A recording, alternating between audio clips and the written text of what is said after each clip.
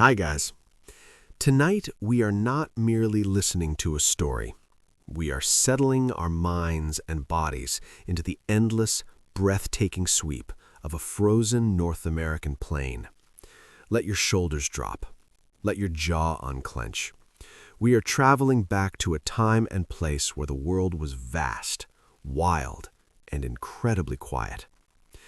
You can almost feel the sting of the wind on your cheeks, sharp as a freshly honed knife, slicing through the air with a high-pitched keen that sounds like the earth itself is singing a lonely song. You are standing in the center of a vast ocean of white. There are no trees here to break the wind, no buildings to hide behind. Just the horizon, stretching out until it blurs with a sky that is the color of bruised steel. Your boots crunch through drifts that seem to want to swallow your legs whole. It is a dry, hollow sound, crunch, crunch, the sound of snow that has been frozen so hard it feels more like sand or sugar than water. Every breath you pull in is a shock to the system. It is so cold it feels like glass shards dancing in your throat, a sharp intake that wakes up every cell in your lungs. The air is pure, stripped of all moisture, sterilized by the sheer brutality of the temperature.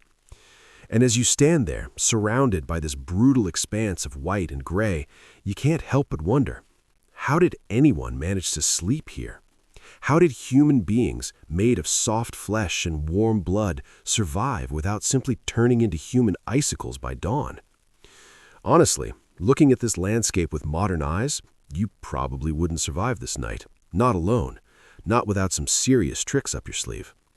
The cold here isn't just a weather condition, it's a predator. It waits for you to stop moving. It waits for a single mistake. So before you get comfortable in the warmth of your own bed, take a moment to appreciate the safety you have.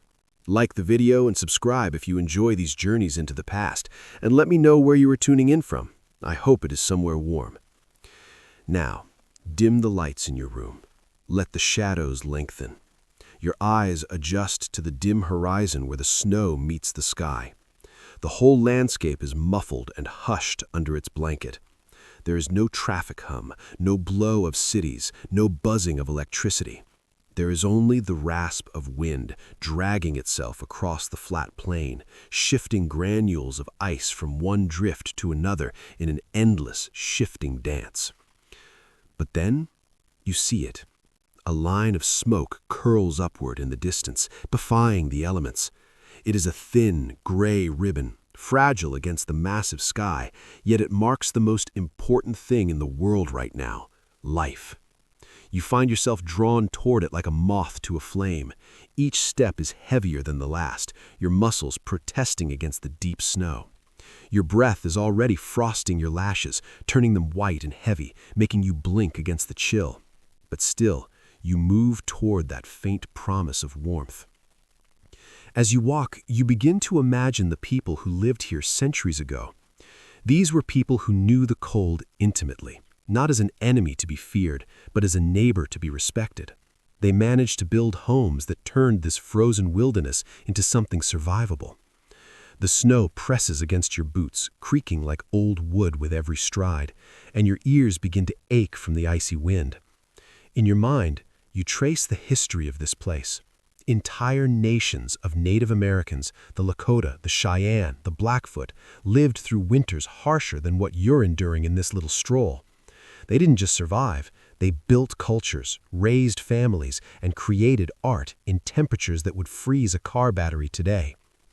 One fact, often overlooked by casual observers, is how ingenious their shelters were. We tend to think of primitive as simple, but there was nothing simple about surviving here. These were not just basic tents thrown up against the wind, they were carefully engineered systems of hide, wood, and fire, tested that generations who couldn't afford failure. A single design flaw meant death. Mainstream historians point out that buffalo hides sewn together in thick layers were an essential barrier against the wind. Unlike the woven cloth or canvas that Europeans would later bring, materials that let the wind cut right through, buffalo hide was dense. It was skin. It had once kept a massive beast warm in a blizzard, and now it was doing the same for a human family. It's not just a detail, it was the difference between life and death. You pause for a moment, squinting at the faint smoke ahead. It seems to be coming from a cluster of shapes on the horizon. As you catch your breath, you think about a more curious piece of trivia, something quirky that shows just how adaptable these people were.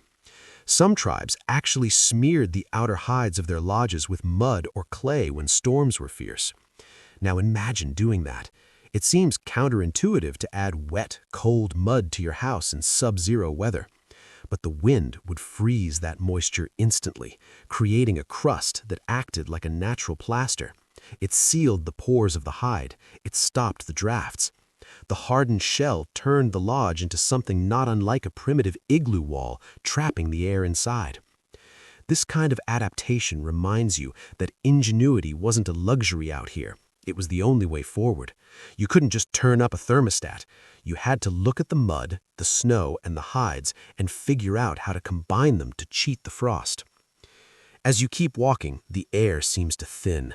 Or maybe it's just your chest tightening from the effort of trudging through knee-deep drifts. The wind keeps asking the same question, hauling it into your ears. How do you last a night in this? Scholars still puzzle over the specifics. They debate whether such shelters alone were truly warm enough without the constant aid of communal fires. Some argue the tents were naturally drafty, that the smoke hole at the top let out too much heat, and that people relied heavily on sheer numbers, packing bodies together like puppies in a pile. Others insist the design itself, the angled walls, the tight seams, the venting flaps, was surprisingly efficient, creating a convection current that circulated warmth. The truth, as is often the case with history, lies somewhere in between. It was an imperfect balance of architecture and shared endurance. You let your imaginations slip further, picturing the way your own body would crave warmth now if you had to spend the night out here without shelter. You'd shiver until exhaustion set in. Your teeth would clack like a percussion line, a rhythm of despair.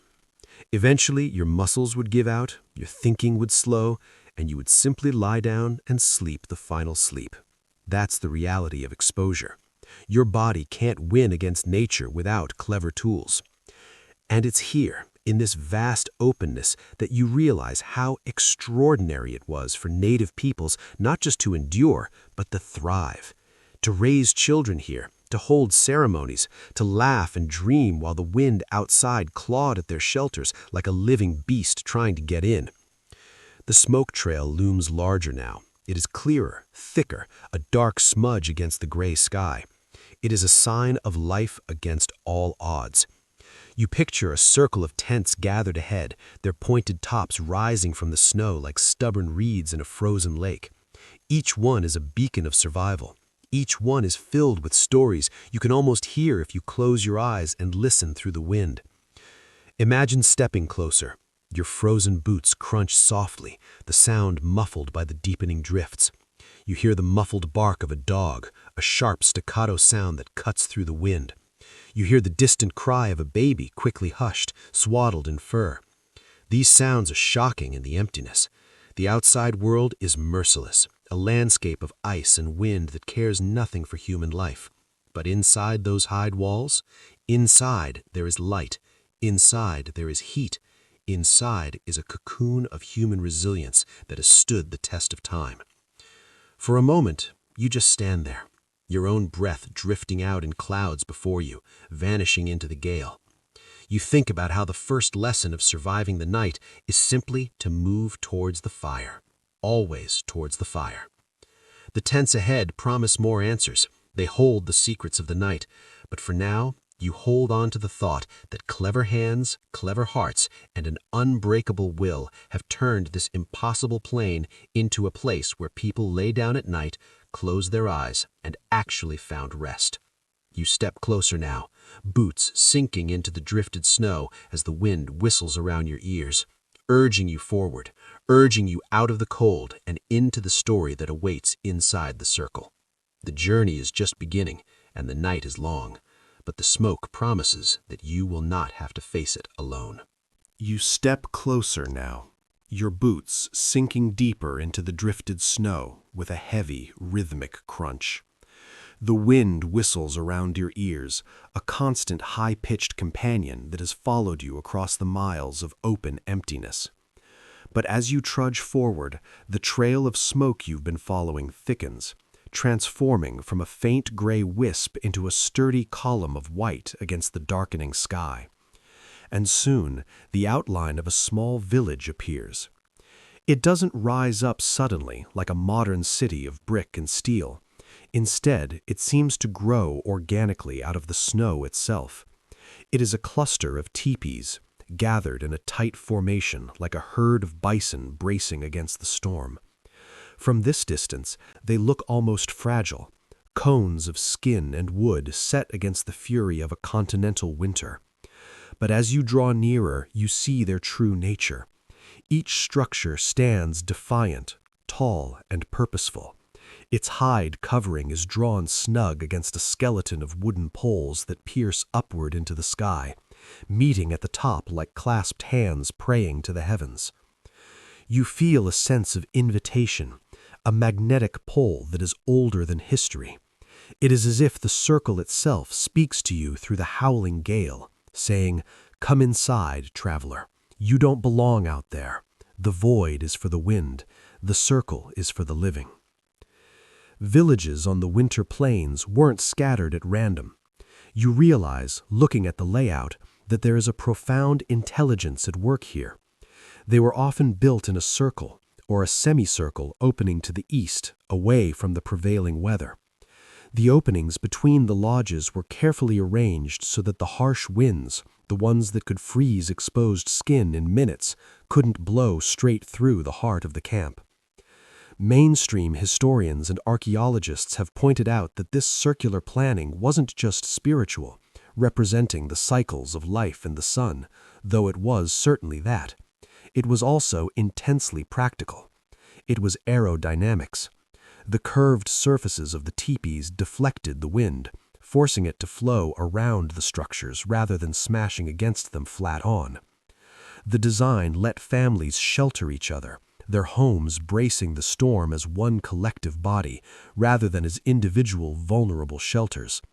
A single tent on the plains is a tragedy waiting to happen. A circle of tents is a fortress. And as you trudge past the invisible perimeter and step into that circle, the world changes. You notice it immediately on your skin. The wind, which had been clawing at your jacket and stinging your face, suddenly loses its teeth. It doesn't vanish entirely, but it is broken. The air here is calmer, swirled into gentle eddies rather than violent gusts. You can breathe without gasping. The roar in your ears fades to a dull, distant thrum, like the sound of the ocean heard from behind a dune. You stop in the center of the village, surrounded by these towering conical shapes, and you notice how the snow itself has been recruited into the battle for survival. It has drifted high against the outer walls of the lodges, forming a natural sloping buffer. In some places, the drifts reach waist-high, hugging the bottom of the hides. A curious little detail comes to mind as you study these snowbanks. In some winter encampments, people didn't rush to shovel this snow away. They didn't view it as a nuisance to be cleared. Instead, they let it pile deliberately against the lower edges of the hides. They understood a principle of physics that we often forget. Snow is mostly air. When packed, it acts like a quilted blanket. Those drifts became walls in themselves, thickening the barrier between the warm interior and the freezing exterior. It is a quirky, almost ironic trick, using the very enemy that freezes you as a shield to keep you alive. You can almost hear an elder chuckling softly in the back of your mind, telling a child that the snow isn't always the enemy. Sometimes, if you treat it right, it's a friend. It's a silent guardian packed tight against the leather, muffling the roar of the wind outside and sealing the gaps where drafts might try to sneak in. Yet scholars continue to debate how much of this setup was intentional high-level engineering and how much was simply the luck of weather. Did native builders design their settlements specifically to harness drifting snow? Did they calculate the angles of the wind to create these protective banks? Or did they merely adapt as conditions forced them, shrugging and saying, "The snow is here, let it stay"? There are arguments on both sides. Some archaeologists insist the layouts show deliberate, complex engineering, a mastery of fluid dynamics passed down through oral tradition. Others suggest the evidence is too patchy to prove intent, that perhaps it was just the natural outcome of living in a snowy world. You stand in the middle of the circle, the snow crunching softly beneath your feet, and feel that unresolved question like a whisper on the wind. Planning or improvisation? Perhaps it doesn't matter. The result is the same: warmth. The scene around you grows clearer as your eyes adjust to the twilight. The village is not just buildings, it is movement. Dogs, thick-furred and sturdy, skitter between the tents. They leave tracks that lace across the snow like a chaotic weaving pattern. They pause to sniff the air, their ears twitching, before trotting on with purposeful gaits. They are part of this ecosystem of warmth, fellow survivors in the freeze.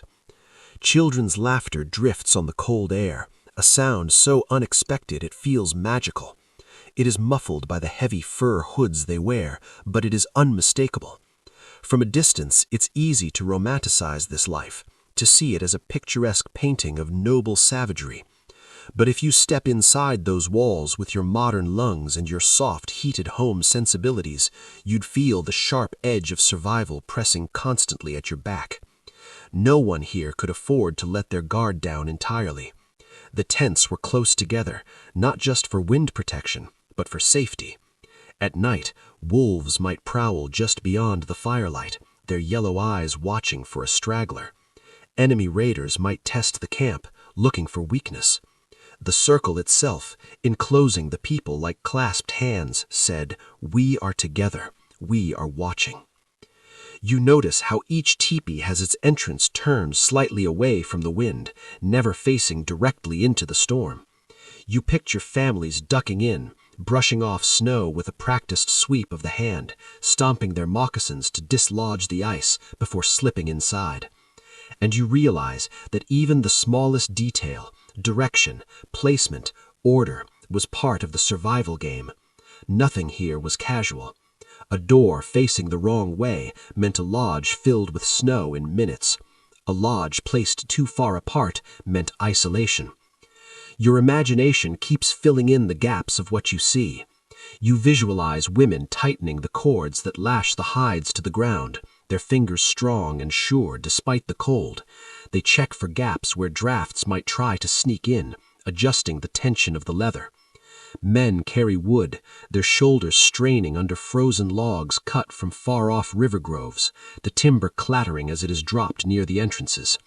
And all the while, smoke continues to rise, the lifeblood of the camp. It spirals up from the crossed poles of every single lodge, a forest of gray pillars supporting the sky. Inside every one of those cones, a fire glows like a heartbeat. Together, those little fires create a constellation of warmth against the night. They are the stars of the earth, mirroring the stars that will soon fill the frozen sky above. Step by step, you wander deeper into the encampment. You begin to hear low voices, the murmur of a language born of this land. You smell roasted meat mingling with the sharp scent of wood smoke, a primal, savory aroma that makes your mouth water. You feel the way the cold weakens, losing its grip on your shoulders as the walls of the lodges close in around you. This circle is no accident. It is architecture born of necessity, born of memory, passed down from countless winters before. You almost envy the certainty of these people. They knew exactly where to pitch a home when the world outside was trying to kill them. They knew that the circle was stronger than the line. For a moment, you look up. The poles of each lodge pierce the sky like skeletal fingers, dark against the fading light. Snowflakes begin to spiral down between them, gentle and slow. You realize that here in this circle, you're not just safe from the storm, you're also inside a story, one that stretches back centuries. You are walking among people who turned nothing but hides, wood, and willpower into survival. The circle holds you. The wind is kept at bay, and for tonight, you belong here. You approach one of the lodges. It is larger than the others, perhaps, or simply more inviting. The smoke from its vent curls lazily, promising a fire that has been tended with care. You pause at the entrance, a heavy buffalo hide that hangs still in the sheltered air. You prepare to leave the gray, cold world of the twilight behind and step into a different universe entirely. You stoop at the flap, brushing off the snow clinging to your shoulders, and prepare to slip inside. You stoop at the flap of one of the lodges. The hide is heavy, stiff with the freezing air, and coated in a fine layer of frost that crumbles under your touch like dry sugar. You push it aside, the leather groaning faintly, and slip your body through the small, rounded opening. At once, the world changes. It is instantaneous and absolute. The scream of the wind, which has been filling your ears for hours, vanishes. It is severed, replaced instantly by a dull, rhythmic hush. The cold, which had been grabbing at your ankles and biting your cheeks, slackens its grip, as if it can't quite find you in here. It's not that the air is suddenly tropical, it is still crisp, but the violence of the weather has been stripped away.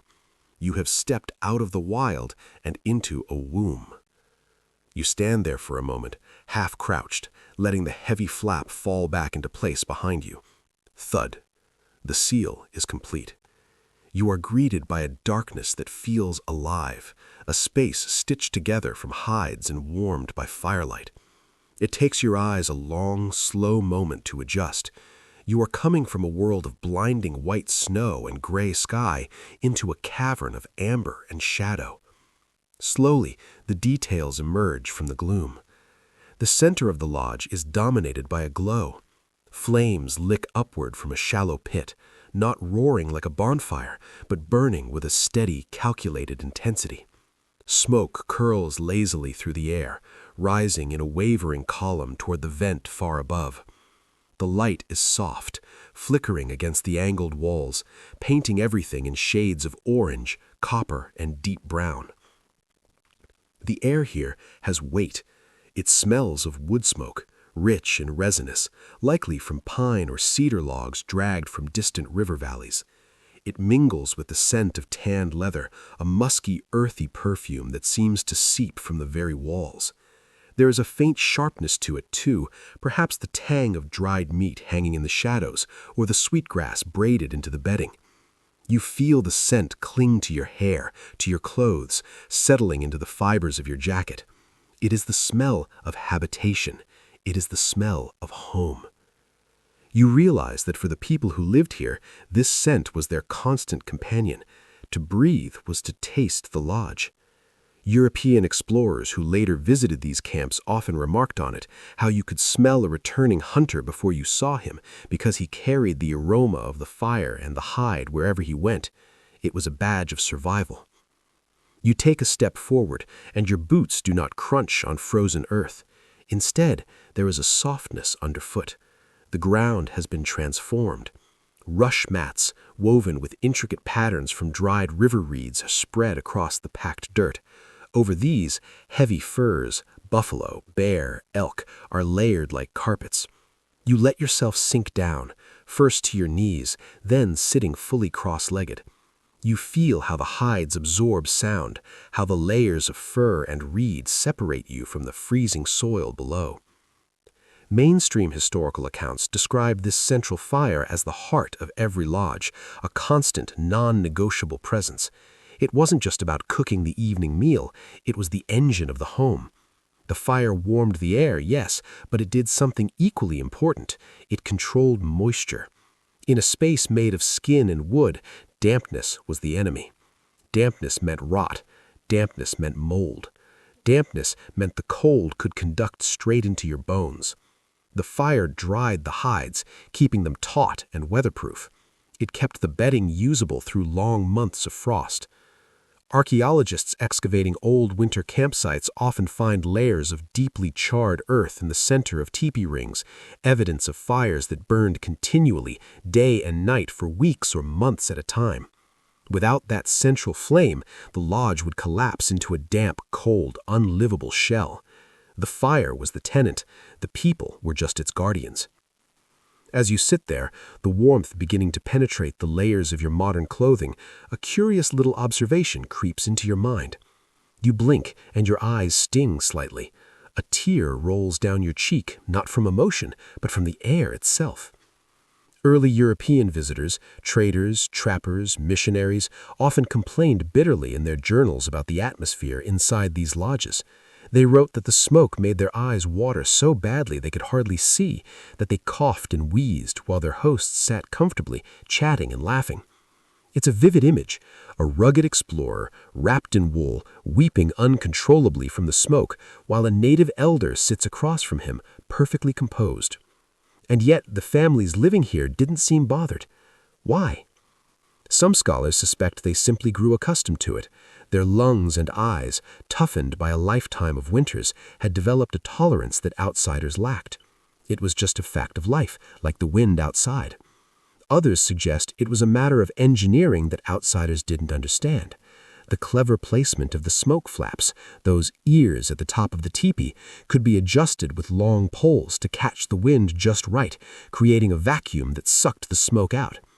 Perhaps the Europeans just didn't know how to tune the lodge, or perhaps they entered on days when the wind was swirling unpredictably, pushing the smoke back down.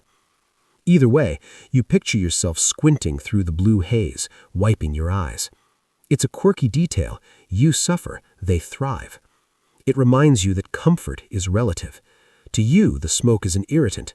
To the family who lived here, it was the smell of safety. It meant the fire was lit. It meant you weren't freezing. A little stinging in the eyes was a small price to pay for being alive. And still there is disagreement among the experts. Anthropologists continue to argue about just how effective these smoke holes were in regulating air quality.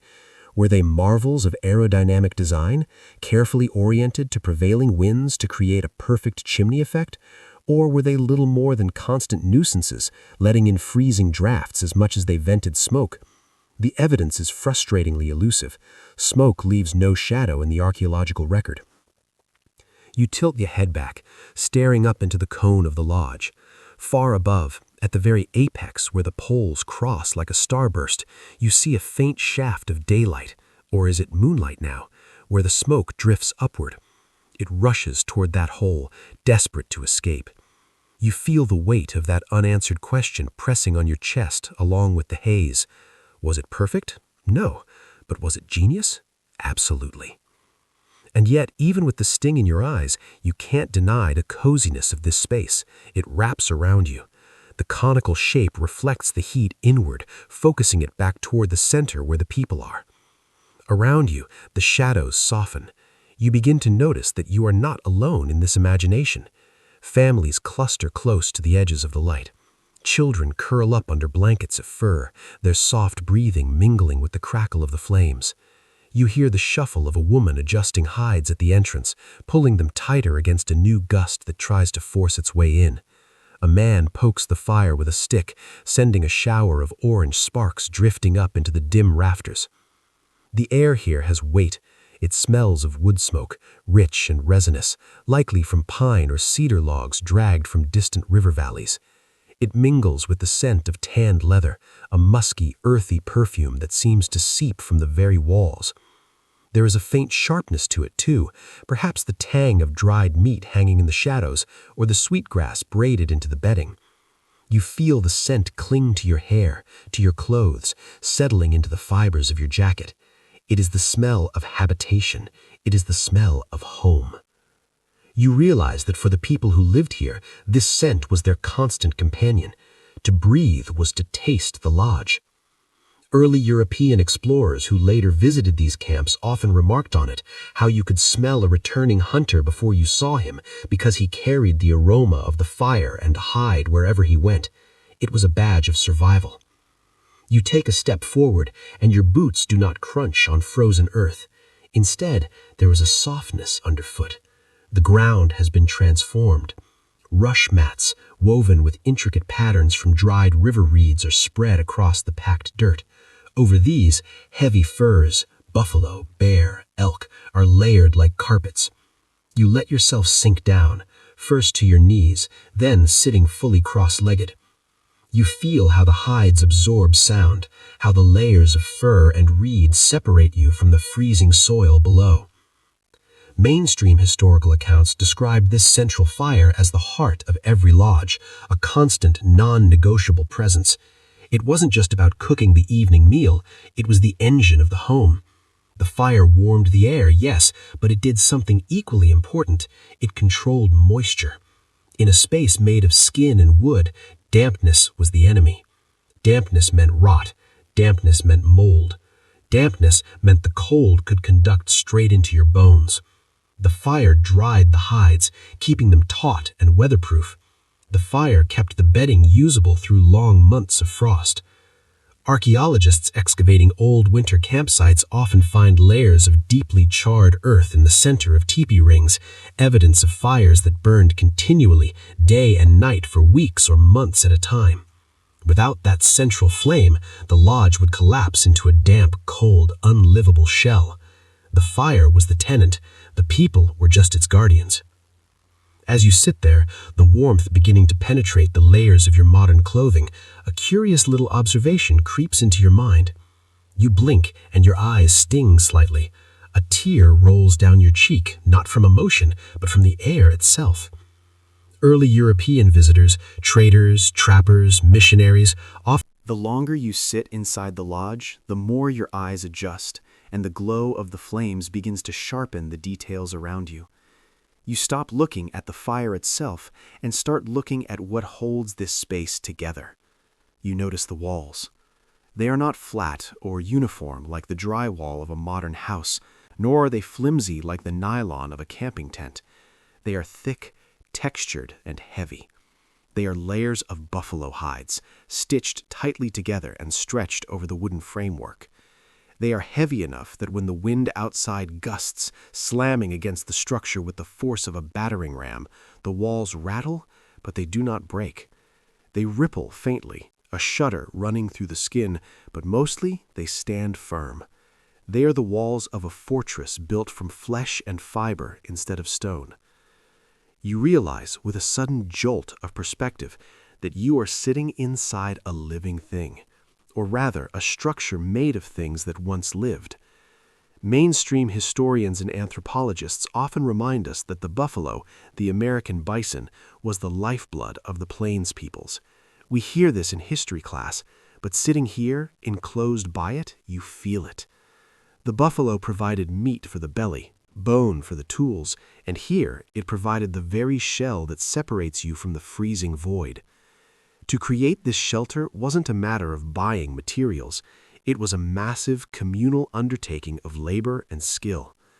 Each winter, entire communities worked tirelessly to prepare these hides. You can almost see the ghosts of that labor in the texture of the walls. Imagine the process. First, the hunt, then the skinning, then the scraping. Women would spend days hunched over the raw skins, using tools made of bone or stone to scrape away every scrap of flesh and fat. Then came the tanning, rubbing a mixture of brains and liver into the hide to soften it, stretching it, smoking it over a fire to waterproof it. It was exhausting, back-breaking work. A single tipi might require as many as 14 to 20 buffalo skins, depending on the size of the lodge. That is a herd. That is a monumental amount of weight and history sewn together. You lean closer, your movements slow and heavy in the warmth. You reach out a hand. Your fingertips brush the inside of the wall. The hide feels stiff, cool to the touch at first, but not freezing. You realize it is thick, far thicker than anything you're used to in modern textiles. It has a density to it. The texture is rough where it hasn't been smoothed by years of handling, but it feels solid, indestructible. It smells of smoke and earth, a deep, ancient scent. You think of the stitching. These massive, heavy skins had to be joined. They were stitched with sinew, thread made from the dried tendons of the animal. When sinew gets wet, it expands. This is a brilliant piece of natural engineering. When the snow melted on the lodge or rain fell, the stitches would swell up, sealing the needle holes tight and making the seams waterproof. The result wasn't perfect. Nothing in nature is perfectly hermetic, but it trapped warmth the way a high-quality down parka does today. A quirky, fascinating little tidbit recorded in old journals comes to your mind as you stroke the rough leather. In the deepest winters, when the mercury plummeted to temperatures that could snap trees, some families didn't rely just on one layer. They double-bagged their homes. They would drape extra hides over the outside or hang linings on the inside, creating a dead air space between the layers. Early visitors to these camps sometimes claimed the lodges looked bulky and lopsided in the winter, like fat mushrooms sprouting from the snow. You imagined the lodges waddling across the plains like giant buffalo themselves when it was time to migrate, but those doubled walls created a thermal cocoon.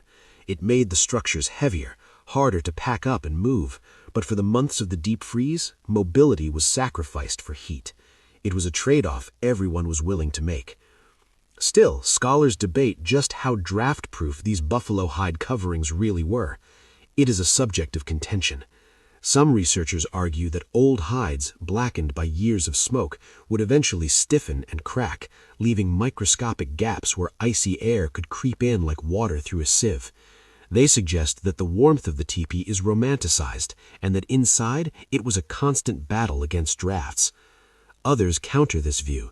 They argue that skilled women constantly maintained the home, replacing panels that wore out, patching holes with fresh leather, and tightening the cords so the lodge stayed resilient. They point to the dew cloth, or inner liner, a sheet of hide hung around the interior walls about head-high. This liner directed drafts up towards the smoke hole, bypassing the people sitting below. The question lingers in the smoky air. Were these tents warm havens by design, perfect in their engineering, or did they demand constant, exhausting vigilance to keep the cold out? The fire flickers, and you watch how its light dances across the seams of the wall. The shadows emphasize just how carefully each piece is joined. It is an artistry as much as a necessity. You picture the scene of its creation, women sewing by the light of a fire or the moon, sinew thread pulled tight with hands calloused and practiced, children dozing beside them as the work continued late into the night. This wasn't decoration, it was survival stitched into every line. If a seam failed during a blizzard, the wind would tear the lodge apart. Every stitch was an act of love and protection. The soundscape inside deepens. The wind still drums faintly on the outside hides, a muffled percussion that never quite stops. Thrum, thrum, thrum. But within the layered walls, it feels distant. It sounds like a storm you have locked out. It sounds like a monster scratching at the door, unable to get in. You realize that each layer of hide isn't just a physical barrier. It is a psychological armor. Imagine stepping outside right now. Imagine opening that flap and walking into the snow-swept plain at midnight. The wind claws at your eyes. The stars blaze cold and indifferent above. Your body screams to retreat. The sheer scale of the universe feels crushing. Now imagine slipping back inside, pressing the flap shut, and feeling the thick hide close around you like a protective hand. The contrast is visceral. Death is inches away, separated from you only by a quarter-inch of cured skin, but warmth is within reach. That is the essence of this life. The wall defines the boundary between oblivion and existence. And so you understand, buffalo hides weren't just fabric stretched over poles. They were the line between life and nothingness. They were as vital as breath itself. Each time the wind rattles the walls, you hear them answer back. They creak, they groan, but they hold. We hold, they seem to say. We endure. We keep the night outside where it belongs. You lean back against a backrest made of willow rods, staring at the hide wall. It is a canvas painted by smoke and grease and time. It has absorbed the stories of the family, the laughter, the coughs, the dreams. It has shielded them from rain, from hail, from sun, and now from the biting frost. The firelight catches a particularly rough patch of the hide, perhaps where the buffalo's hair was left thick for extra warmth. You feel a wave of gratitude for the animal that gave this skin and for the people who worked it until it became a home. In a modern world of fiberglass insulation and central heating, we forget what it means to be protected by something so tangible, so raw. Here, protection is something you can touch. It is rough, it is smelly, and it is beautiful. You shift your weight, your eyes tracing the curve of the wall upward to where the poles meet. The living walls breathe with the wind, flexing and relaxing. They are not rigid. They move with the storm, dancing with it rather than fighting it. And in that dance, you find a strange sense of peace. The lodge is not a cage. It is a second skin, larger and tougher than your own, worn by the whole family against the winter night. You shift slightly, your body heavy and relaxed within the lodge. And as you settle, you notice something subtle beneath you. It's a detail you might have missed at first glance, distracted by the fire and the walls. But now that you are looking for a place to rest, it becomes the most important thing in the world. The bedding isn't lying flat on the earth. You are not sitting on the dirt. You are not sitting on the frozen soil that stretches for thousands of miles beneath the snow. Instead, the sleeping area rises a little, as if the floor itself has grown a soft, elevated mound. Your fingers brush the edge of the structure, and you realize the sleeping platforms are lifted. In a world where every ounce of heat mattered, this small architectural detail made the difference between shivering all night, your body fighting a losing war against conduction, and actually resting. Mainstream historians and survivalists often point out a brutal truth about winter camping. The ground is a thief. It is a relentless heat sink. You can have the warmest blankets in the world piled on top of you, but if you lie directly on frozen soil, the earth will suck the warmth right out of your spine. It pulls heat away faster than air ever could. The cold seeps up relentlessly, leaching energy, stiffening muscles, and turning sleep into a dangerous stupor. The people here knew this physics lesson intuitively. They didn't need a textbook to tell them that the earth was hungry for their heat, and so they built defenses. Many plains and woodland tribes constructed bedding frames, often called willow beds. You lean forward to examine the one nearest you. It is a marvel of simple, flexible engineering. It is built from willow rods, long, slender branches harvested from the riverbanks. They are lashed together at the ends, peeled and dried, forming a mat that looks something like a rigid hammock or a primitive slat bed. These mats didn't just lie on the ground. They were often propped up on low tripods or wooden blocks at the head and foot, raising the sleeper a few inches, sometimes a whole handspan above the floor. It sounds simple, doesn't it? A few sticks, a bit of lifting, but the effect is profound. By creating that air gap beneath the bed, they broke the bridge of conduction. The cold earth could freeze all it wanted, but it couldn't touch them. The air underneath acted as insulation, a buffer zone between the human body and the planetary frost. If you've ever gone camping and realized you forgot your sleeping pad, you know that feeling of despair as the cold creeps into your back. Here, that problem was solved centuries ago. You test the bed with your hand. The woven willow frame flexes slightly. It has a springiness to it unlike the hard, unyielding ground. It creaks softly, like an old rocking chair, a sound that feels domestic and comforting. Creak, hush. It whispers of use, of weight supported, of rest earned. There is a curious, sensory-rich layer to this bedding that you begin to uncover. You lift the edge of the heavy fur that covers the willow frame, and a scent hits you, sharp, clean, and wildly out of place in this smoky lodge. It is the smell of a forest. There's an odd little tidbit recorded in historical accounts about how people sometimes lined their platforms. Before laying down the furs, they would pile fresh-cut cedar boughs, spruce tips, or sagebrush onto the willow frame. It wasn't just for cushioning, though it certainly helped soften the wooden slats. It was for scent, and it was for hygiene. Imagine drifting to sleep wrapped in buffalo fur, but your nose is filled with the crisp green tang of evergreen. The heat of the lodge would release the oils from the needles, acting like a natural essential oil diffuser. Some accounts even mention that this smell was considered protective. In a world where sickness was a terrifying mystery, strong, clean scents like cedar and sage were believed to ward off illness and bad dreams. They were cleansing herbs. It's a beautiful crossover between practicality and belief. You don't just want warmth for your body, you want comfort for your spirit too. You want to breathe in the smell of life, green, sap-filled life, while the world outside is dead and white. You let your hand sink into the imagined layer of boughs beneath the firs. They rustle, a dry, whispery sound. You can feel the spring of the branches. It is a mattress made of the wilderness itself. And yet, as with everything in history, scholars still argue about the universality of this luxury. Were these raised beds standard across every winter lodge, or were they reserved for those with enough resources, enough time, and enough wood? Wood, after all, was precious on the high plains. You couldn't just walk to a corner store and buy lumber. Every stick had to be gathered, cut, and dragged. Some anthropologists suggest that only certain tribes, or perhaps the wealthier families within a tribe, consistently built these elaborate raised platforms. They argue that others, perhaps the younger men or poorer families, relied more on thick piles of dried grass and raw hides laid directly on the earth, depending on sheer mass to insulate them. The truth is murky. The archaeological trace of a bed is almost non-existent. Wood rots, willows decay, mats disintegrate. After 100 years, all that remains are the stones of the fire ring. The beds vanish into the soil they were meant to defy.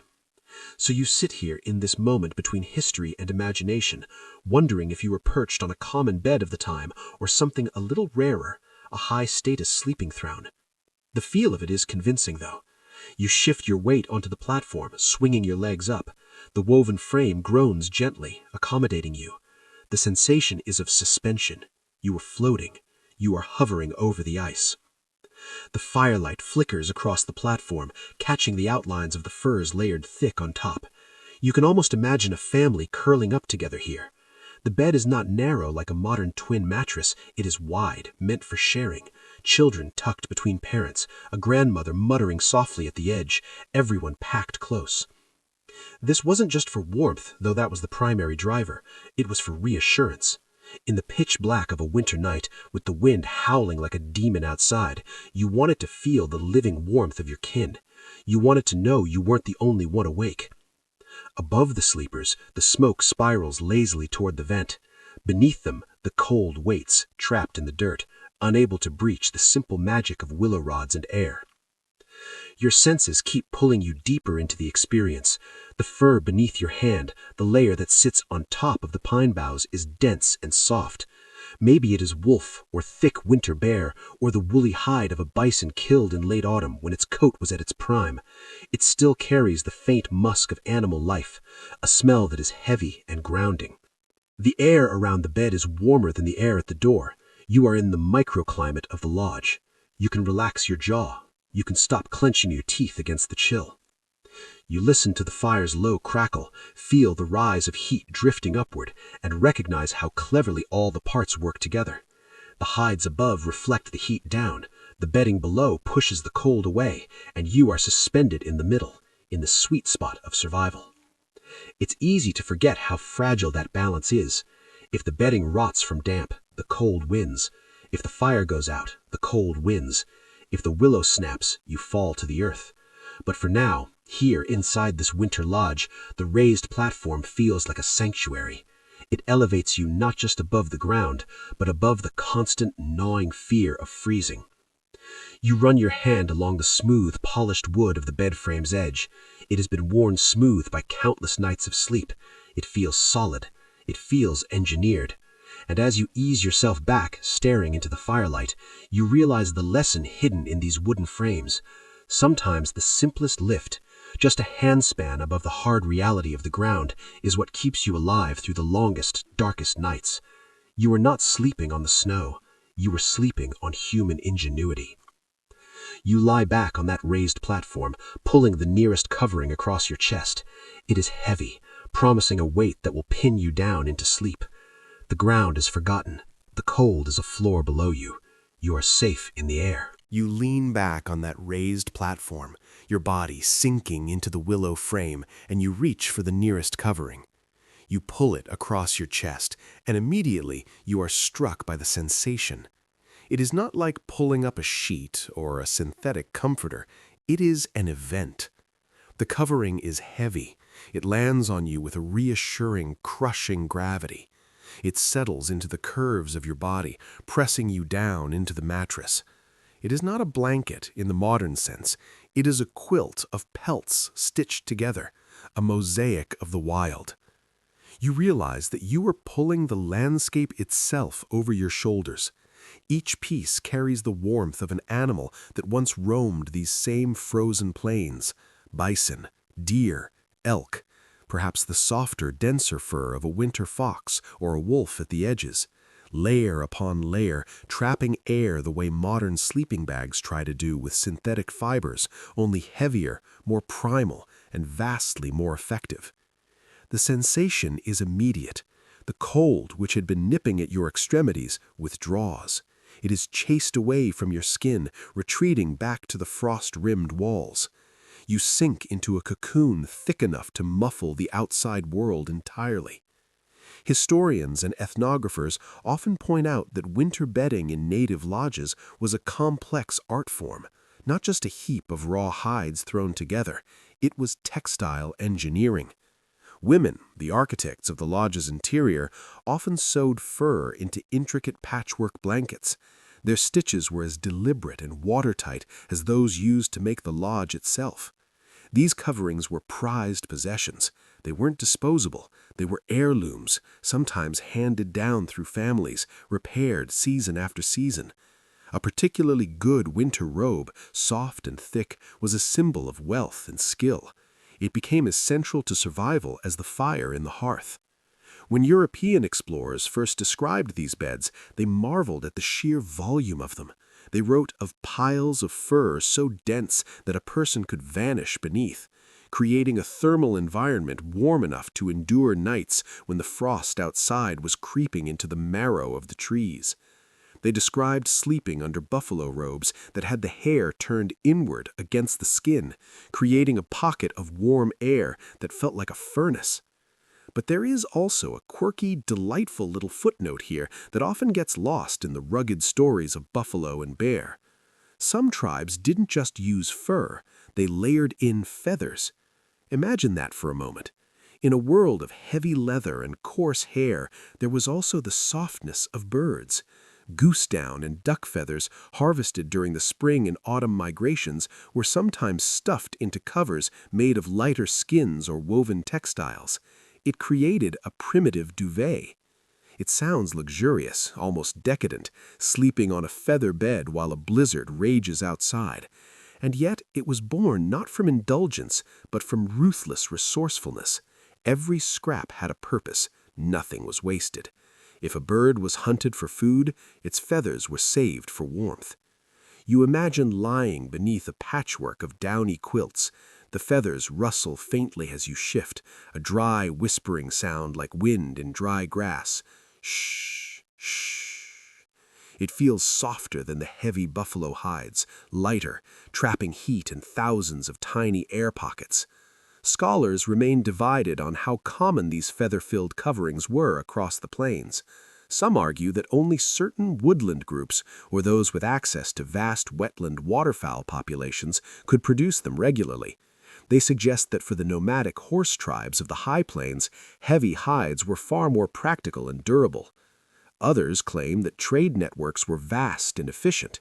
They argue that such bedding could travel far across the continent, traded from river tribes to plains tribes, meaning even a tipi in the middle of the open prairie might hold a quilt heavy with goose down. The records are ambiguous, the evidence fragmentary. Feathers decompose long before stone arrowheads do. So you are left to wonder, tucked under this imagined quilt, are you resting beneath an everyday comfort, or under the rare spoils of a particularly well-connected family? Your senses wander as you imagine the feel of the layers. The fur closest to your skin is likely the softest, perhaps the winter coat of a beaver or a rabbit, warmed by your body almost instantly. Beneath that lie the heavier pelts, the buffalo, pressing down like a weighted blanket, reassuring in their gravity. You inhale deeply, burying your nose in the collar of the covering. You smell the faint scent of smoke embedded in every fiber. It is a perfume of survival that no amount of scrubbing could erase, nor would they want to. It smells of the fire that dried the skin, the wood that cooked the meat, the herbs used to store it. Outside, the wind lashes the lodge, a sudden violent gust that make the poles creak. But here, beneath your coverings, the world feels distant, powerless. It strikes you, too, that these quilts weren't just practical, they were intimate. A family's story was literally stitched into them. When a woman sewed a robe, she might use the hide of the first deer her son hunted. She might patch it with a scrap from a robe her grandmother wore. Hunts were remembered in the texture of the skin, animals were honored, scraps were reused from generations past. When you pulled one over yourself, you weren't just wrapping in warmth, you were wrapping in memory. The hides whispered of the plains, of rivers crossed, of specific days when the sun shone or the snow fell. They were history you could sleep beneath. You were covered by the ancestors and the animals that sustained them. As the fire crackles lower, settling into a bed of glowing coals, you draw the covers tighter right up to your chin. You listen to the muffled world around you. The soundscape under the blanket is different. It is your own private universe. You hear the rhythmic breathing of your own body, loud in your ears. You hear the muffled sounds of the lodge, children turning in their sleep, a baby sighing softly, someone stoking embers with a careful hand so as not to wake the others. The fur absorbs the sounds, the feather lining dulls them further, and soon you are drifting in a silence as thick as the quilts themselves. And that is the real marvel of this technology. You realize these coverings weren't simply about keeping death away. They created a world soft enough, warm enough to let dreams arrive. Survival is stressful. It is high cortisol, high alert existence. But these beds, they gave families the chance to let go. They allowed them not just to survive winter nights, but to actually sleep, to rest deeply enough that they could rise in the morning, shake off the frost, and face another day on the unforgiving plains with strength. The sensory details of the bedding begin to lull you. Touch, the coarse guard hairs of the buffalo robe on top, the silky softness of the inner lining. Temperature, the stark contrast between the freezing air touching your nose and the tropical warmth encasing your toes. Weight, the comforting pressure that tells your nervous system, you are safe, you are held. You think about the labor that went into this comfort, the scraping, the tanning, the smoking, the sewing, thousands of hours of work, all so that tonight, while the wind howls at 40 below zero, a human being can lie here and feel nothing but warmth. The fire in the center crackles, sending a last spray of sparks upward towards the smoke hole. You watch them drift and fade, little fireflies in the dark. You realize how precarious this warmth truly is. Without the fire, the furs would eventually lose their battle. Without the furs, the fire would not be enough. They are partners. You snuggle down. The quilt of history holds you. You are sleeping inside a masterpiece of adaptation. And as your breathing slows to the rhythm of the lodge, you feel a deep, ancient gratitude for the warmth that feels like a miracle in the midst of the ice. But even the best quilt cannot hold back the cold forever if the source of heat dies. Heat is the lifeline, and keeping that lifeline alive through the long hours of the night isn't something left to chance. It requires a different kind of vigilance. The fire in the center crackles, sending a last spray of sparks spiraling upward into the darkness of the smoke hole. You watch them rise, tiny glowing orange acrobats defying gravity before they vanish into the cold night air outside. As you lie there, pinned comfortably by the heavy furs, you realize how precarious this warmth truly is. The lodge, the bedding, the buffalo hides, they are all just insulation. They trap heat, but they do not create it. The heat itself is a living thing, a hungry thing. It is the lifeline. And keeping that lifeline alive through the long, silent hours of the night isn't something left to chance. It is a ritual. You picture the rhythm of winter nights in the lodge. To the untrained eye, it might look like everyone is asleep, but in reality, there is a low-level vigilance that never truly shuts down. Someone is always awake, or at least someone is always on the verge of waking, because the fire cannot be trusted to watch itself. Mainstream historians and anthropologists often describe this as a shared responsibility, a watch system within families or bands. Nighttime fire duty rotated. Sometimes it was informal, whoever woke up to pee or whoever felt the chill first. Sometimes it was structured, with a set order determined by age or status. One person would stir from their warm furs every couple of hours. You can imagine the sensation, the reluctance to leave the cocoon of the bedding, the brave exposure of a hand or an arm into the cooler air of the lodge. They would reach for the stack of wood kept carefully dry near the hearth. They would feed the flames, stir the embers to expose the glowing heart of the fire, and ensure the smoke hole stayed clear enough to vent the fumes. It wasn't glamorous work. It meant rising from sleep, blinking against the sting of smoke, fumbling for logs with fingers stiff from the drop in temperature. But it was the most important job in the world. A fire that died overnight could mean frostbitten faces by dawn, or worse, in the brutal negative 40-degree nights, it could mean bodies too stiff to ever rise again. The fire stood between the family and the void. There is an odd, almost endearing detail you recall from some frontier accounts and oral histories. It wasn't always the adults who did this work. Children, eager to prove their usefulness and maturity, sometimes begged for the chance to tend the fire. Imagine a 10-year-old boy or girl waking up in the silence of the night while their parents sleep deeply. They feel a sense of profound importance. Elders would allow it under watchful, half-closed eyes, teaching them during the day how to poke embers just so, how to place logs in a star pattern so they burn slowly from the ends inward, how to catch the flame without creating a sudden billow of smoke that would wake everyone up coughing. You can imagine that child grinning proudly in the low glow of the flames, whispering to themselves that they were keeping the whole family alive. They were the guardians of the night. It is a quirky, almost heartwarming reminder that survival wasn't just a grim duty imposed from above. It was also a way of learning responsibility, of finding your place in the circle from the smallest age. Yet historians still wrangle with a simple but nagging question about the physics of these fires. How effective were these constant shifts? Did fires really burn hot enough, long enough, to sustain warmth through the coldest nights? Some scholars argue that in areas where wood was scarce, like the high, treeless plains, families couldn't afford to burn large fires all night. They suggest that the fire was allowed to die down to a bed of banked coals, covered with ash to preserve them until morning.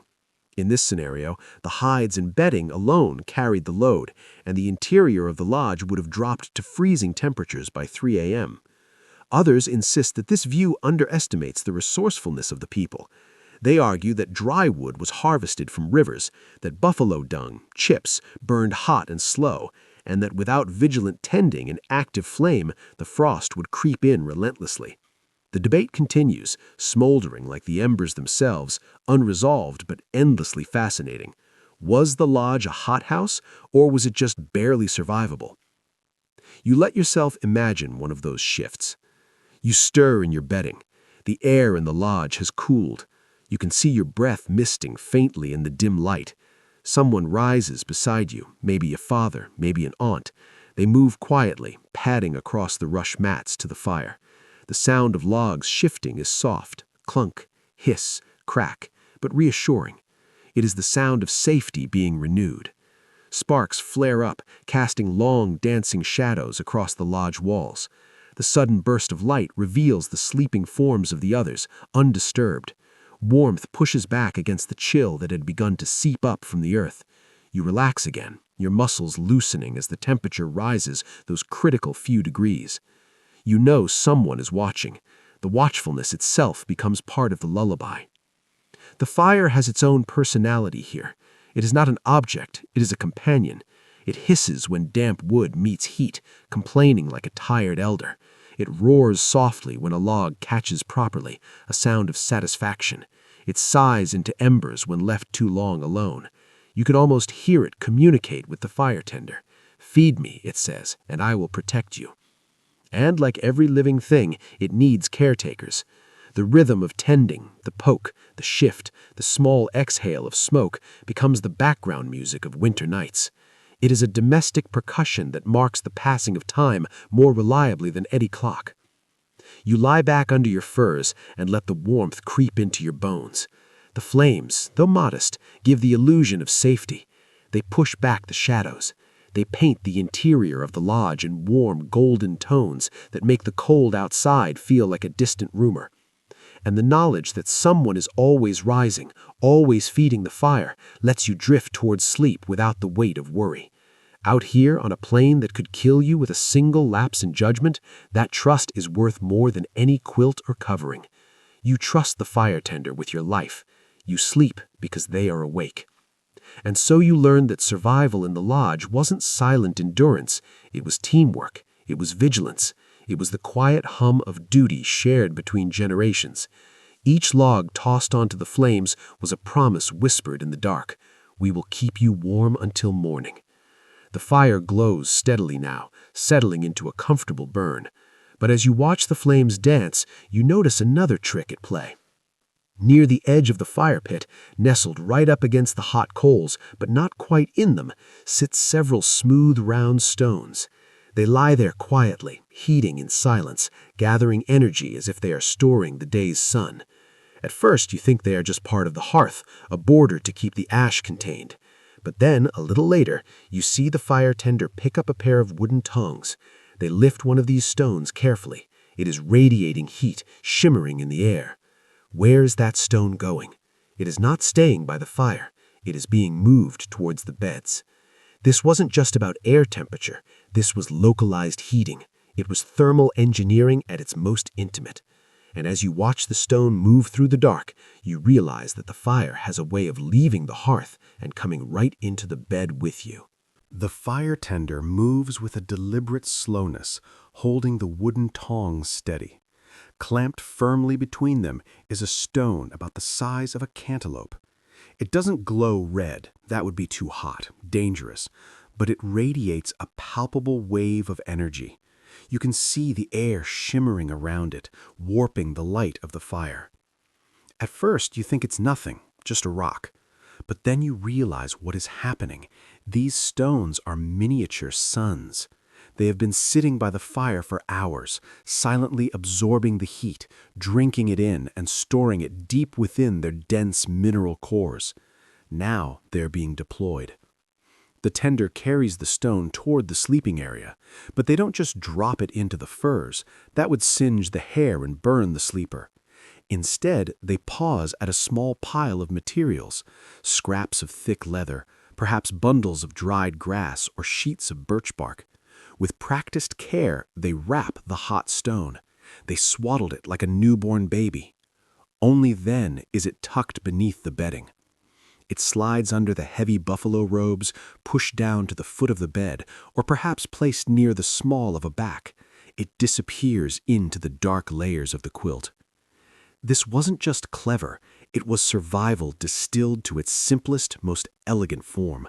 It was thermal battery technology, centuries before the invention of the battery.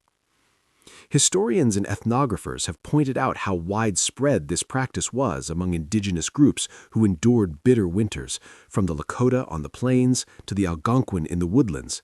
They understood geology as well as they understood fire. You couldn't just use any rock. If you put a porous stone, like sandstone, into the fire, trapped moisture inside would turn to steam, and the rock could explode like a grenade. That was a lesson learned the hard way. So they sought out specific stones, usually river rocks, basalt or granite, rounded and hardened by centuries of water. These stones were dense. They could withstand intense heat without cracking, and once warmed, they held on to that heat with a stubborn refusal to let go. They became steady radiators, glowing invisibly beneath the hides, keeping frostbite at bay for hours. You didn't need iron stoves. You didn't need coal furnaces or electric blankets. You needed fire, stone, and patience. And there is a delightful, almost playful tidbit tied to these glowing rocks that brings a smile to your face even in this frozen imagination. Some families didn't just see these as tools, they personalized them. Children especially would sometimes treat them like pets. Imagine a child on a night so cold the air hurts to breathe. They are handed a wrapped, heated stone to put in their bedding. They might snuggle against it, calling it their fire baby or their stone dog. They would curl their toes around it, laughing as the warmth seeped through the wrappings. It turns a grim necessity into a comfort object. It's not so different from a modern hot water bottle or a plush toy, but born of the river and the hearth. You can picture a little girl whispering to her rock, thanking it for being warm, pretending it is a living creature that has come to guard her sleep. It creates a psychological warmth that matches the physical one. Still, archaeologists puzzle over just how common this trick was. The absence of written records leaves room for debate. Did every winter lodge rely on heated stones, or was it a practice only when fuel was abundant enough to spare? Some scholars argue that wood scarcity on the high plains might have limited it. Heating rocks takes a lot of firewood. You have to keep the fire hot enough to penetrate the stone. If you were rationing wood, maybe you couldn't afford the luxury of stone dogs. Others believe the sheer necessity of warmth made it a near universal tactic. If you had fuel, you used it. If you had stones, you heated them. The arguments swirl like smoke, never quite settling. But lying here, you don't care about the academic debate. You only care about the feeling. You watch in your imagination as the rocks are placed, one at the base of a bed for cold feet, another near a child's cradleboard, another under a grandmother's mat to soothe aching joints. The warmth spreads slowly but surely. It isn't the intense, scorching heat of a fire. It is a gentle, pervasive radiance. It seeps into the fur. It softens stiff joints. It eases muscles clenched against the cold. The sensory detail is vivid. You can hear the faint crackle as a hot stone touches damp fabric or dried grass. You can hear the soft hiss of steam rising if a drop of melted snow touches it. And the smell? There is a distinct earthy smell released when stone meets heat. It smells like a hot summer day on a riverbank, a scent of sun-baked rock that stands in total defiance of the winter outside. You feel the contrast in your own body. The air on your face is icy, nipping at your nose, but your feet are resting against a solid knot of heat. It is a rhythm of hot and cold that balances strangely well, coaxing your body toward rest. Your blood circulates better. The heat at your feet signals your brain that you are safe, triggering the sleep cycle. And in that moment, you realize how resourceful these families were. Nothing was wasted, not even the stones scattered across riverbanks. Everything around them, the earth, the animals, the air, the geology itself, was pressed into service. Everything was turned into a partner in survival. What feels to us like improvisation, oh, grab a hot rock, is actually deep knowledge, honed through centuries of trial and memory. They knew which rocks held heat. They knew how long to leave them in the coals. They knew how many layers of bark were needed to prevent a burn. You settle yourself as if the rocks were beneath your own bedding now. You imagine the weight of one near your feet. It anchors you. The wind outside rattles the lodge, shaking the poles. The fire sighs low, dipping into shadow, and yet the warmth of the rock lingers, secret and steady. It will outlast the flames. It will hold its heat until the sun rises to take over the shift. It is enough to let you relax. It is enough to let your eyelids droop. You could almost hear a quiet voice from the past reminding you, when the night is long, even the stones themselves can be convinced to keep you company. The fire flickers lower. The stones radiate their stored heat, doing their silent work under the firs. But there is yet another layer of protection working for you tonight. It is not inside the lodge. It is not the hides, nor the fire, nor the stones. It is outside. It is the very substance that defines the winter. You picture the snow itself. It is piled high against the base of the lodge, ramping up the sides like a white fortress. At first, it seems absurd to think of snow as a heater. Snow is the enemy. Snow is the biting edge of winter. But here, in the hands of masters, it becomes an ally. The fire flickers lower, settling into a deep, meditative glow. The stones tucked beneath the bedding radiate their stored heat, creating islands of warmth in the dark. But as your mind drifts, you become aware of another layer of protection working for you, one that sits on the other side of the hide walls. You picture the snow itself. It is piled high against the base of the lodge, ramping up the sides like a white skirt draped by nature's own hand. At first glance, this seems absurd. Snow is the enemy. Snow is the freezing agent, the biting edge of winter, the very thing you are trying to escape. Why would you want it touching your home? But here, in the alchemy of survival, it becomes an ally. Packed tightly, the drifts press against the lower ring of hides and seal the base of the lodge. They cut off the drafts that try to sneak in under the hem. They muffle the constant high-pitched howl of the wind. Historians and survival experts often note that many native communities didn't rush to shovel snow away from their lodges. They weren't fighting the landscape, they were collaborating with it. Instead of clearing a pristine lawn, they allowed the snow to bank naturally, and sometimes they even encouraged it, piling it higher with shovels made from the shoulder blades of bison. The science is simple, yet brilliant. Snow, when packed, is full of trapped air. It is a lattice of ice crystals holding pockets of stillness. It acts exactly like fiberglass insulation in a modern attic. It's the same principle that makes igloos surprisingly warm inside, even though they are built entirely from frozen water. By winter's deepest nights, the base of a tipi could look half buried, rising from a mound of white. And yet those drifts were not a danger. They were a wall of protection. They stopped the wind from stripping the heat away from the leather. They created a thermal break. One quirky, delightful little detail comes from oral traditions and childhood memories of the plains. Children would sometimes burrow into those snowbanks during the day. Imagine little boys and girls carving tunnels and caves into the insulation of their own homes. Parents might scold them lightly for letting in too much cold air if they dug too close to the skin of the lodge, but at the same time, they knew the snow itself wasn't a threat if respected. In fact, the muffled quiet inside such burrows was oddly comforting, like being inside a secret den. You can imagine a child sneaking back into the lodge after playing, cheeks red, hair dusted with frost, carrying that same muffled silence back inside as if it were a treasure found in the drift. But scholars still disagree on how intentional this use of snow was. Did native builders plan their lodges specifically to harness drifting snow? Did they place their camps in lees and hollows, knowing the wind would do the work of insulating for them? Or did they simply adapt to what winter handed them, shrugging and accepting the snow because moving it was a waste of calories? Some argue the encampments were sited in places where drifting was predictable, behind hills, near riverbanks, turning the landscape into a tool. Others believe the snowbanks were more accidental than engineered. The debate lingers, just as the snow itself lingers long after the storms have passed.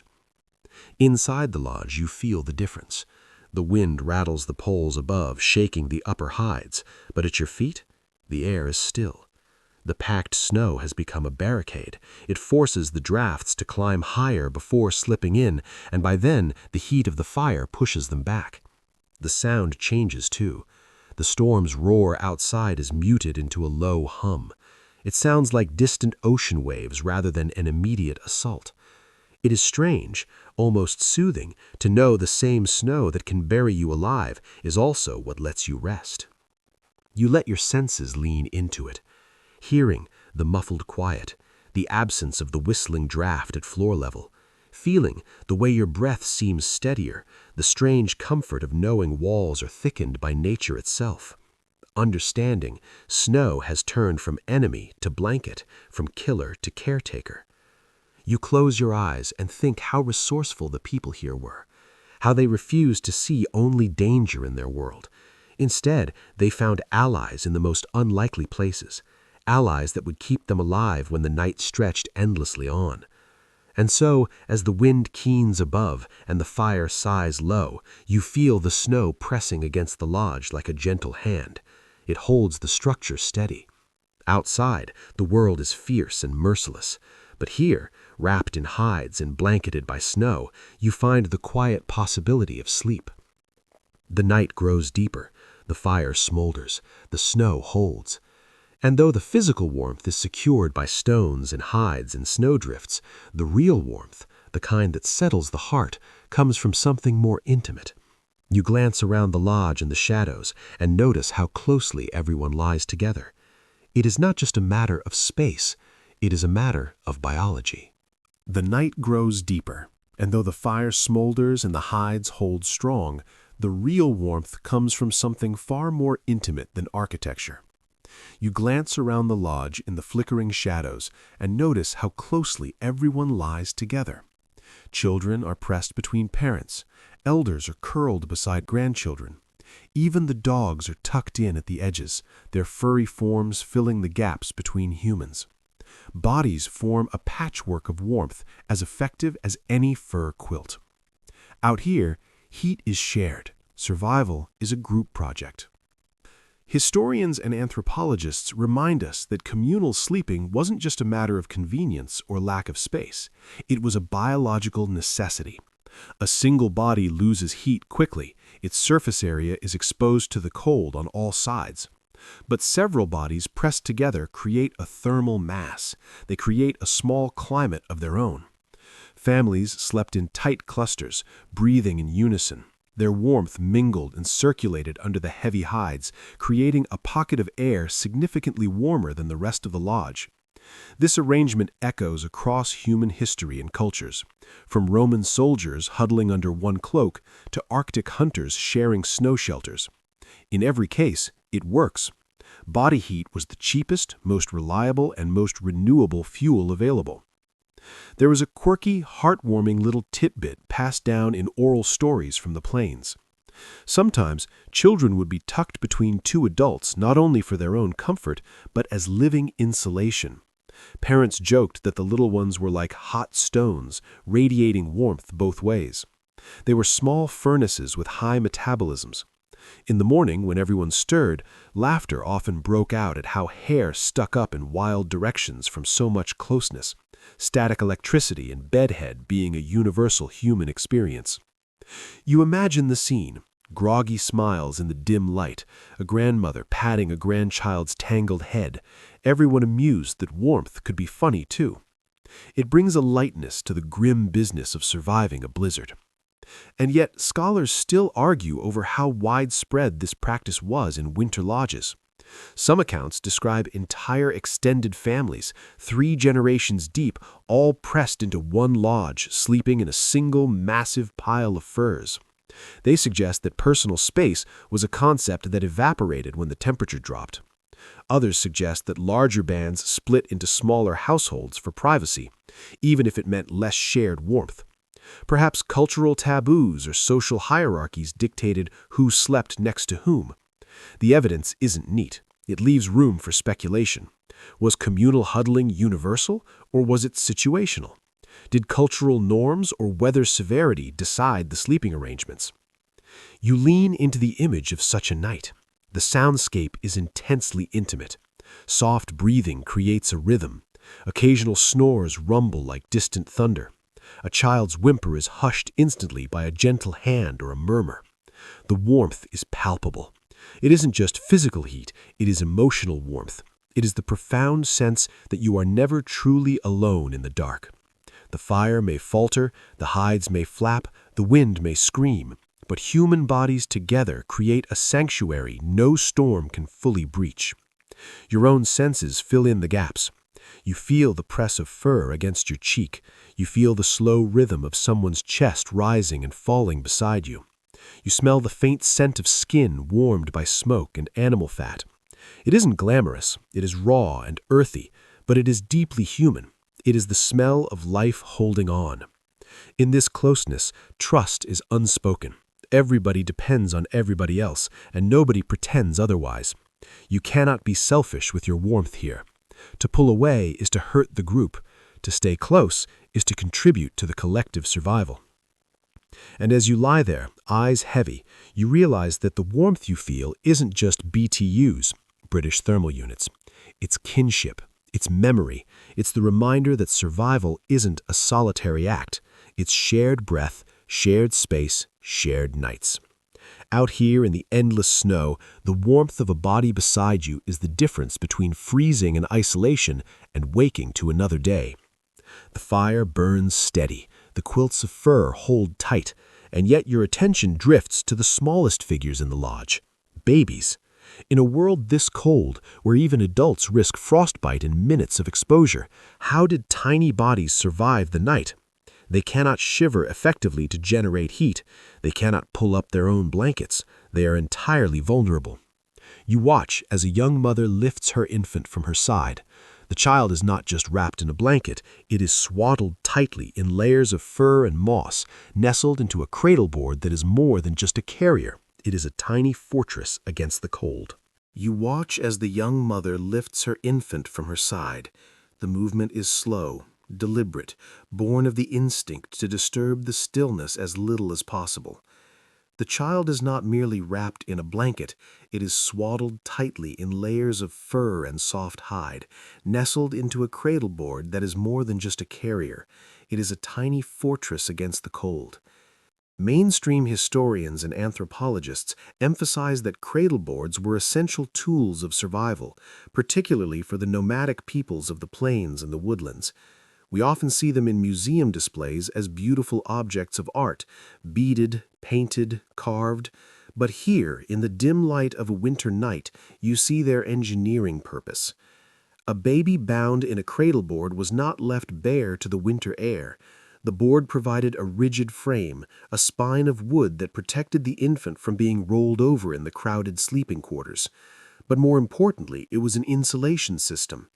Beneath the wrappings, absorbent moss, often dried sphagnum collected in the autumn, lined the frame. This wasn't just soft padding, it worked like a natural high-tech diaper. It was hyper-absorbent, pulling moisture away from the baby's skin. In a freezing environment, a wet baby is a hypothermic baby. The moss kept them dry and therefore kept them warm. It also trapped air, adding yet another layer of thermal resistance between the infant and the world. Furs were then wrapped around the whole structure, sometimes lashed with hide thongs so no draft could sneak in. It was practical, yes, but also ingenious. That small, rigid board kept the infant warm, dry, and protected, even on nights when the cold rattled the very bones of the lodge. And then there's a quirky tidbit that surfaces from some frontier accounts, a detail that speaks to the tenderness found in these harsh conditions. On particularly cold nights, parents sometimes tucked heated stones, smaller than the ones used for adults, and wrapped twice as thickly in leather near the foot of the cradle board. It was a radiant heater for the tiniest feet. Others recount seeing mothers place the entire cradle board close to their own bodies, sliding it beneath the same heavy buffalo covering that they slept under. Imagine the odd sight, a rigid, fur-wrapped bundle pressed right up against its mother, both breathing in sync. The mother's body heat would warm the air trapped under the big robe, and the cradle board would absorb it, creating a microclimate within a microclimate. Two lives tied together by the simplest of arrangements. But scholars continue to argue over the specifics of infant sleep. Did infants stay in these cradle boards through the night, or were they unswaddled to sleep skin to skin? Some anthropologists argue that cradle boards limited flexibility and blood flow, making it harder for a baby to generate its own heat, and thus skin-to-skin contact would have been safer. Others counter that the careful layering, the moss lining, and the hood or hoop often built over the baby's face to trap their own breath made the cradle board the safest place for them. The archaeological record naturally leaves no infant bedding behind. Moss rots, hide decays, and so the debate lingers unresolved. We are left to wonder about the nightly routine of the smallest tribe members. You imagine the sensory details of such a scene. The mother's breath curls over the fur, misting in the low firelight. The baby shifts faintly, the wood of the board creaking a tiny sound, but no cry comes. The swaddling soothes the startle reflex. The warmth holds steady.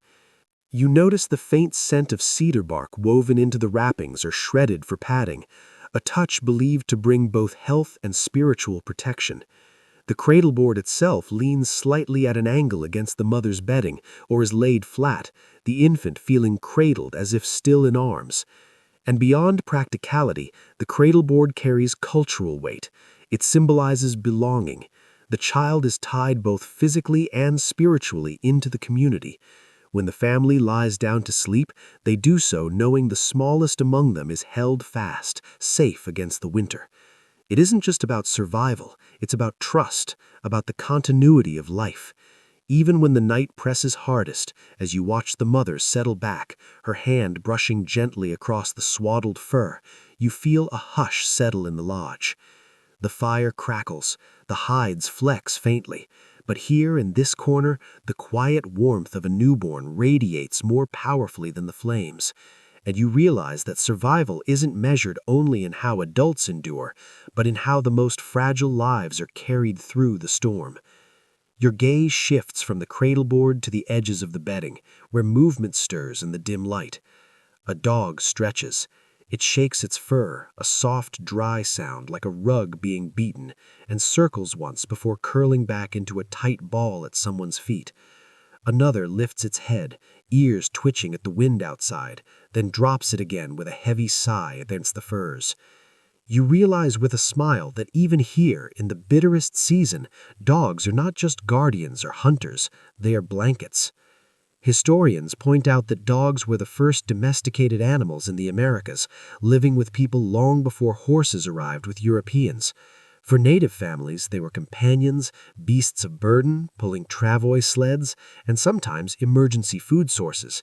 But on winter nights, they served another vital role, living heaters. Their thick coats, bred to withstand the cold, gave off warmth that humans could borrow. Their normal body temperature runs higher than a human's, around 101 to 102 degrees Fahrenheit. They were literal hot water bottles that didn't cool down. People didn't simply tolerate dogs in the lodge. They welcomed them onto bedding, especially near children's feet or along the drafty outer edges of the sleeping circle. That warmth could mean the difference between shivering through the night and waking comfortably. There's a quirky, delightful tidbit recorded in oral accounts and reflected in the famous phrase, three-dog night. A one-dog night was cold. A two-dog night was very cold. A three-dog night was a freeze so deep you needed 3 animals curled against you to stay alive. Some children had a favorite dog they insisted on sleeping beside, treating it like a personal heater. Parents indulged them, knowing the dog's loyalty and body heat both had their uses. One story even mentions that families joked about which dog was the warmest blanket, as if competing for the prime spot beside the fire. It turns the harshness of survival into something almost playful, where necessity meets affection. And yet scholars still debate the extent of this role. Were dogs consistently allowed to share bedding in every tribe, or was it more situational? Some anthropologists argue that concerns over fleas, hygiene, or spiritual boundaries regarding animals may have limited this practice in certain cultures. They suggest dogs might have been kept near the entrance to guard rather than in the beds.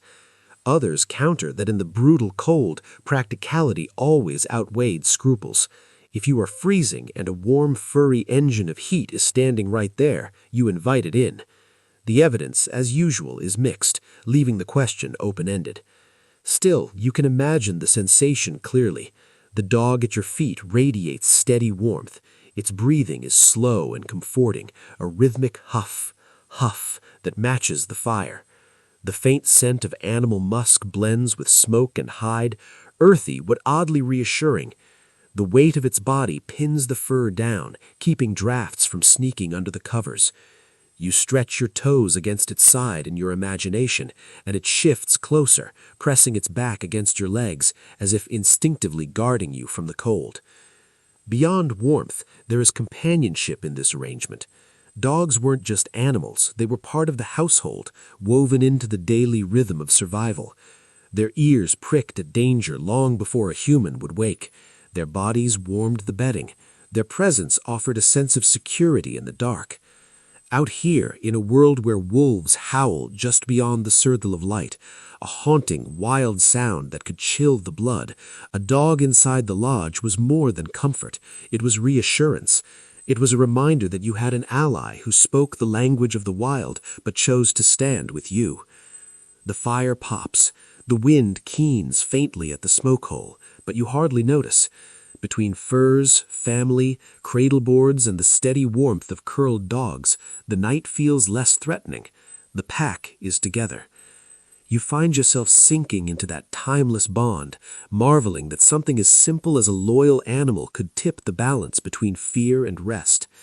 And so you drift, warmed not only by hides and fire, but the steady breath of companions who never questioned their place at your side. Survival here wasn't solitary. Even the dogs helped carry it through the long frozen night. The dogs settle, the fire hums, and yet your eyes are drawn upward.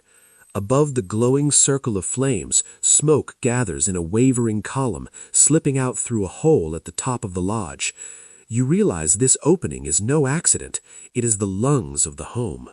The dogs settle into their furry curls, their breathing slowing to a rhythmic huff. The fire hums, eating through the night's supply of wood with a quiet, voracious appetite. And yet, as you lie there, your eyes are drawn irresistibly upward. Above the glowing circle of flames, the smoke gathers. It doesn't fill the room in a choking cloud, at least not if the lodge is pitched correctly. Instead, it forms a wavering gray column, spiraling lazily upward like a ghost ascending a staircase. It slips out through a hole at the very apex of the lodge, vanishing into the night. You realize this opening is no accident. It is the lungs of the home. It is the smoke hole, that strange, necessary compromise between warmth and breathability. Without it, the lodge would choke in its own haze, the carbon monoxide and particulates turning the sanctuary into a tomb. With it, the bitter air of the stratosphere can creep in, looking for a way to steal the fire's heat. It is a delicate balance, an architectural tightrope walk argued about as fiercely in the camps centuries ago as it is among scholars today. Historians and structural engineers often emphasize that the smoke hole wasn't just a gap left in the hides, it was a machine. Look closely at the top of the lodge in your mind's eye. You see two large flaps of hide, often called ears, extending from the main cover. These aren't decorative, they are rudders for the wind. Attached to long, slender poles that run down the outside of the lodge to the ground, these flaps can be moved. Families became meteorologists of the night. They had to read the gusts by ear and instinct. If the wind shifted from north to west, the smoke would suddenly billow back down into the lodge, stinging eyes and waking babies. So someone would have to step outside or reach out from the entrance and shift the poles, angling the flaps to block the wind and create a suction effect that drew the smoke out. You imagine someone stirring at midnight. The wind has changed. You can hear it hitting the south side now. A figure rises, grumbling softly, and goes to adjust the poles. They tug the long wooden shafts, watching the flaps high above silhouette against the stars. They tweak the angle until the smoke straightens out again. They are tuning the house like an instrument. There's a quirky, almost magical tidbit from some oral traditions that transforms this vent into something more than a chimney. People told stories of spirits that rode the smoke. The smoke hole was seen as a portal, a bridge between the earthbound world of the lodge and the spirit world of the sky. Prayers were said to travel up that column of gray haze. Children sometimes whispered wishes into the rising smoke, believing that if the smoke cleared the hole without breaking, their wish would be carried straight to the Creator. It was half game, half belief. Imagine a child lying on their back, staring up at the sparks, whispering, "Let the snow stop," or "Let us find berries tomorrow." To a tired child staring upward in the dark, that glowing shaft of sparks might look like a ladder for ancestors, a highway of light connecting the cold ground to the infinite stars. Yet scientific minds continue to debate how efficient these openings really were.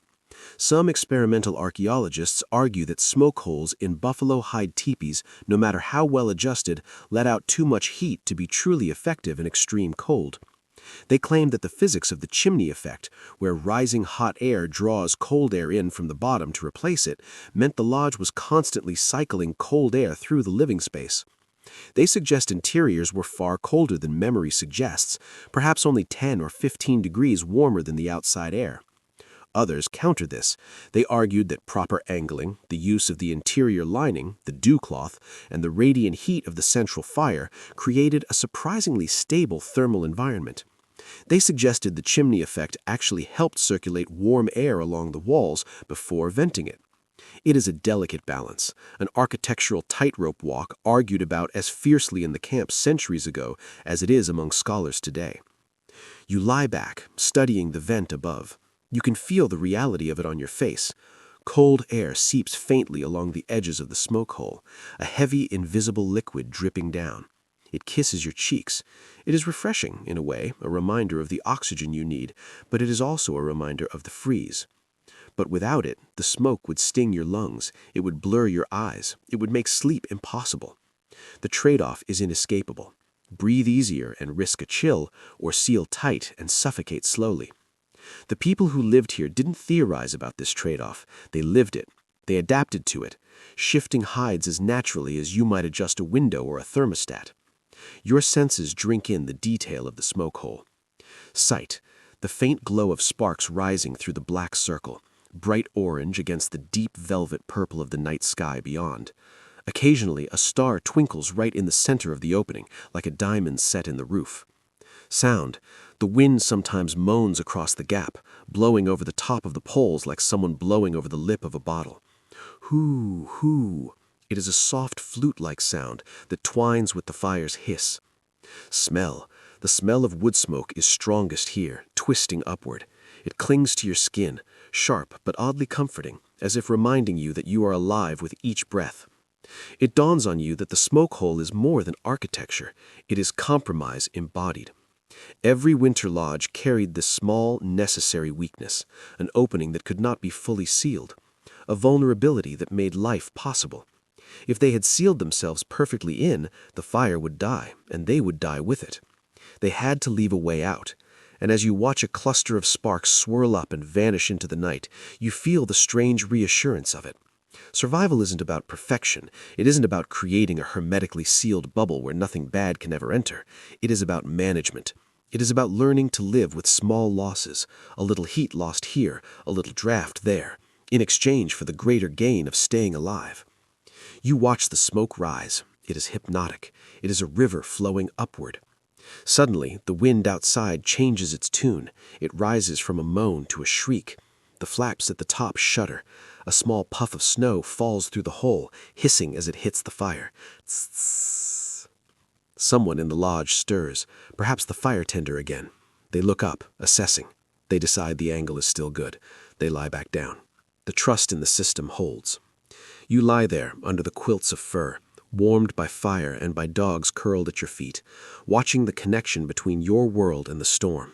The smoke hole is the eye of the needle threading them together. And as your eyes flutter heavy, following the spiral of the gray haze, you find yourself grateful for that open door to the sky. It reminds you that you are not buried, you are sheltered. But the wind is rising again. It lashes the lodge with a force that makes the hides tremble. The poles groan faintly overhead. For a moment you are reminded that outside this fragile shelter stretches a plain of endless cold. And yet, inside, the storm takes on a different sound. It is not the terrifying roar you heard on the open plain. It is something else entirely. You lie there, wrapped in layers of history and hide, when suddenly the wind rises again. It lashes the lodge with a renewed force, a sudden violence that makes the entire structure tremble. The poles groan faintly overhead, wood rubbing against wood, binding rubbing against skin. For a moment, your modern instinct kicks in. You tense up. You're reminded that outside this fragile shelter stretches a plain of endless cold, a place where life is the exception, not the rule. You expect the walls to tear, the roof to lift. And yet, as you listen, you realize that inside the lodge, the storm takes on a different sound.